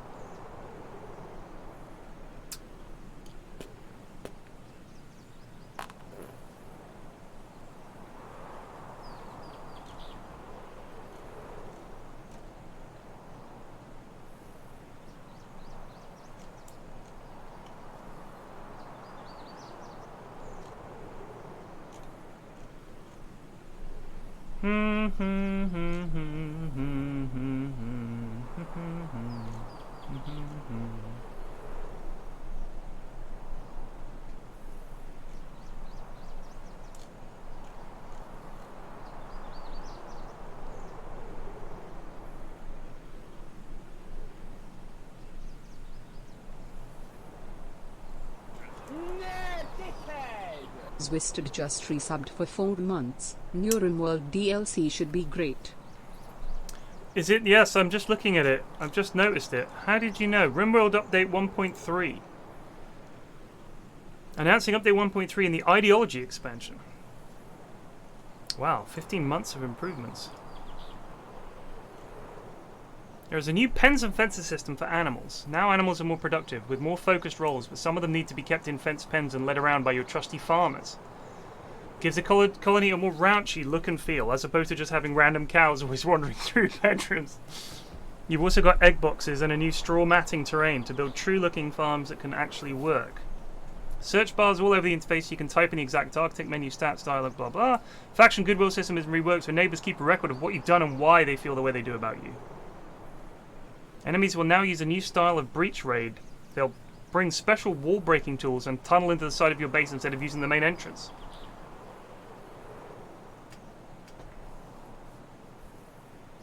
Wow, that sounds scary. You can order a fighter to pick up a downed person, then carry them wherever you wish using the normal movement controls. No more harrowing and unnecessary rescues directly to bed. Colonists now carry medicine in their inventory and use it directly on the battlefield. Beards. Characters now render more efficiently. Bunch of technical changes to make modding easier.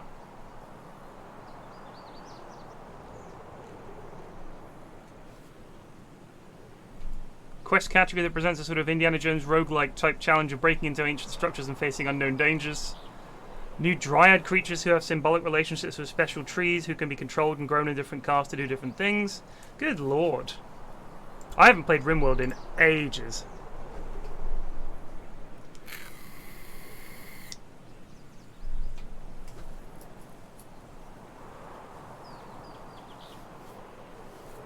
I shaved.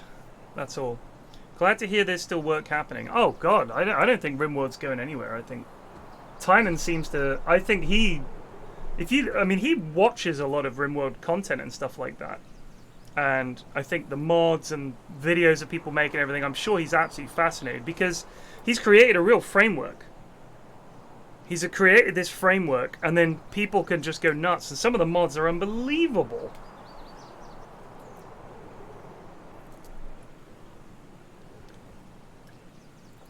It's one of those games, I think there are certain games that people get which are non-competitive, but they'll sink like 20,000 hours into it. That's just that's their game. They never need anything else. It's pretty nutty.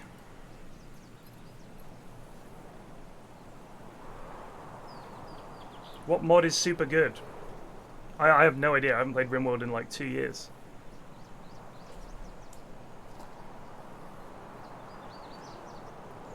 He said he wanted to move on. To be fair, the guy that made Battle Brothers said, it's out, it's finished, I'm walking away. We're never doing anything with it, and no, we're not going to allow massive modding and all the rest of it. It's done. And then 6 months or a year later came back and said, hey, we're going to do some DLC.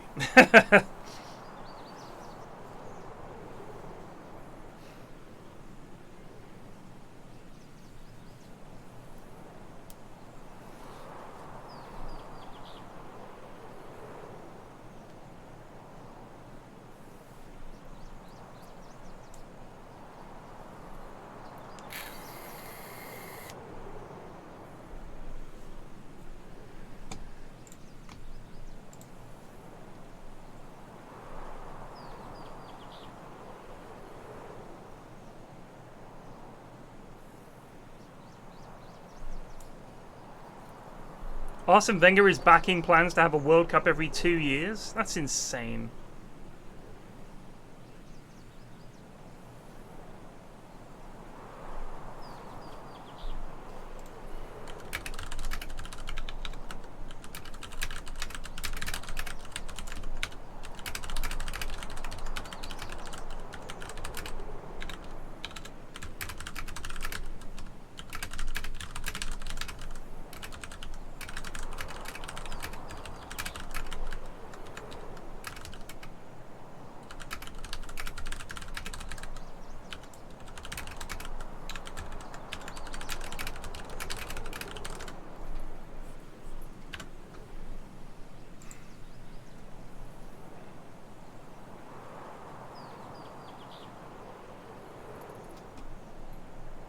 I think it's broken, team.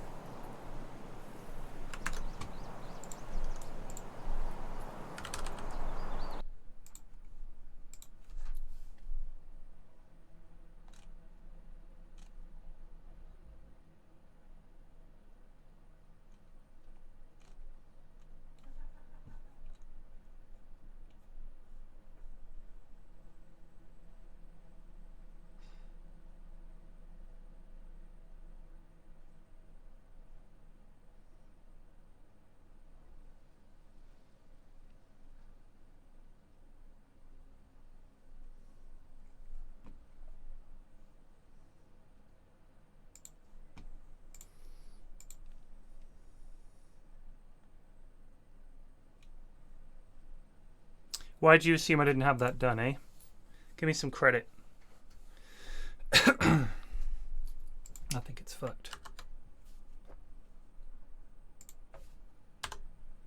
I have a whole bunch of servers selected already. Let's see if I can even log in.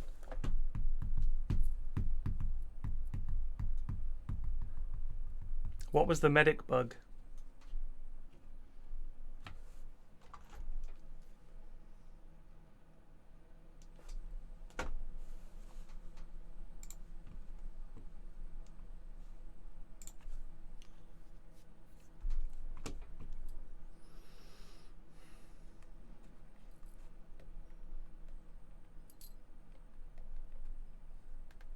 Oh.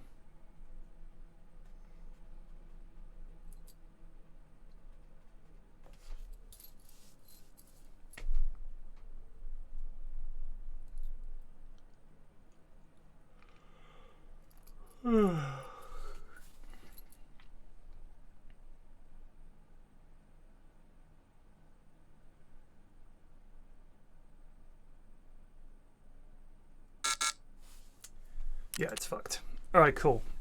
I'll call it a day there, I guess. I will see you guys later. Cheers for watching. Take it easy. Peace out.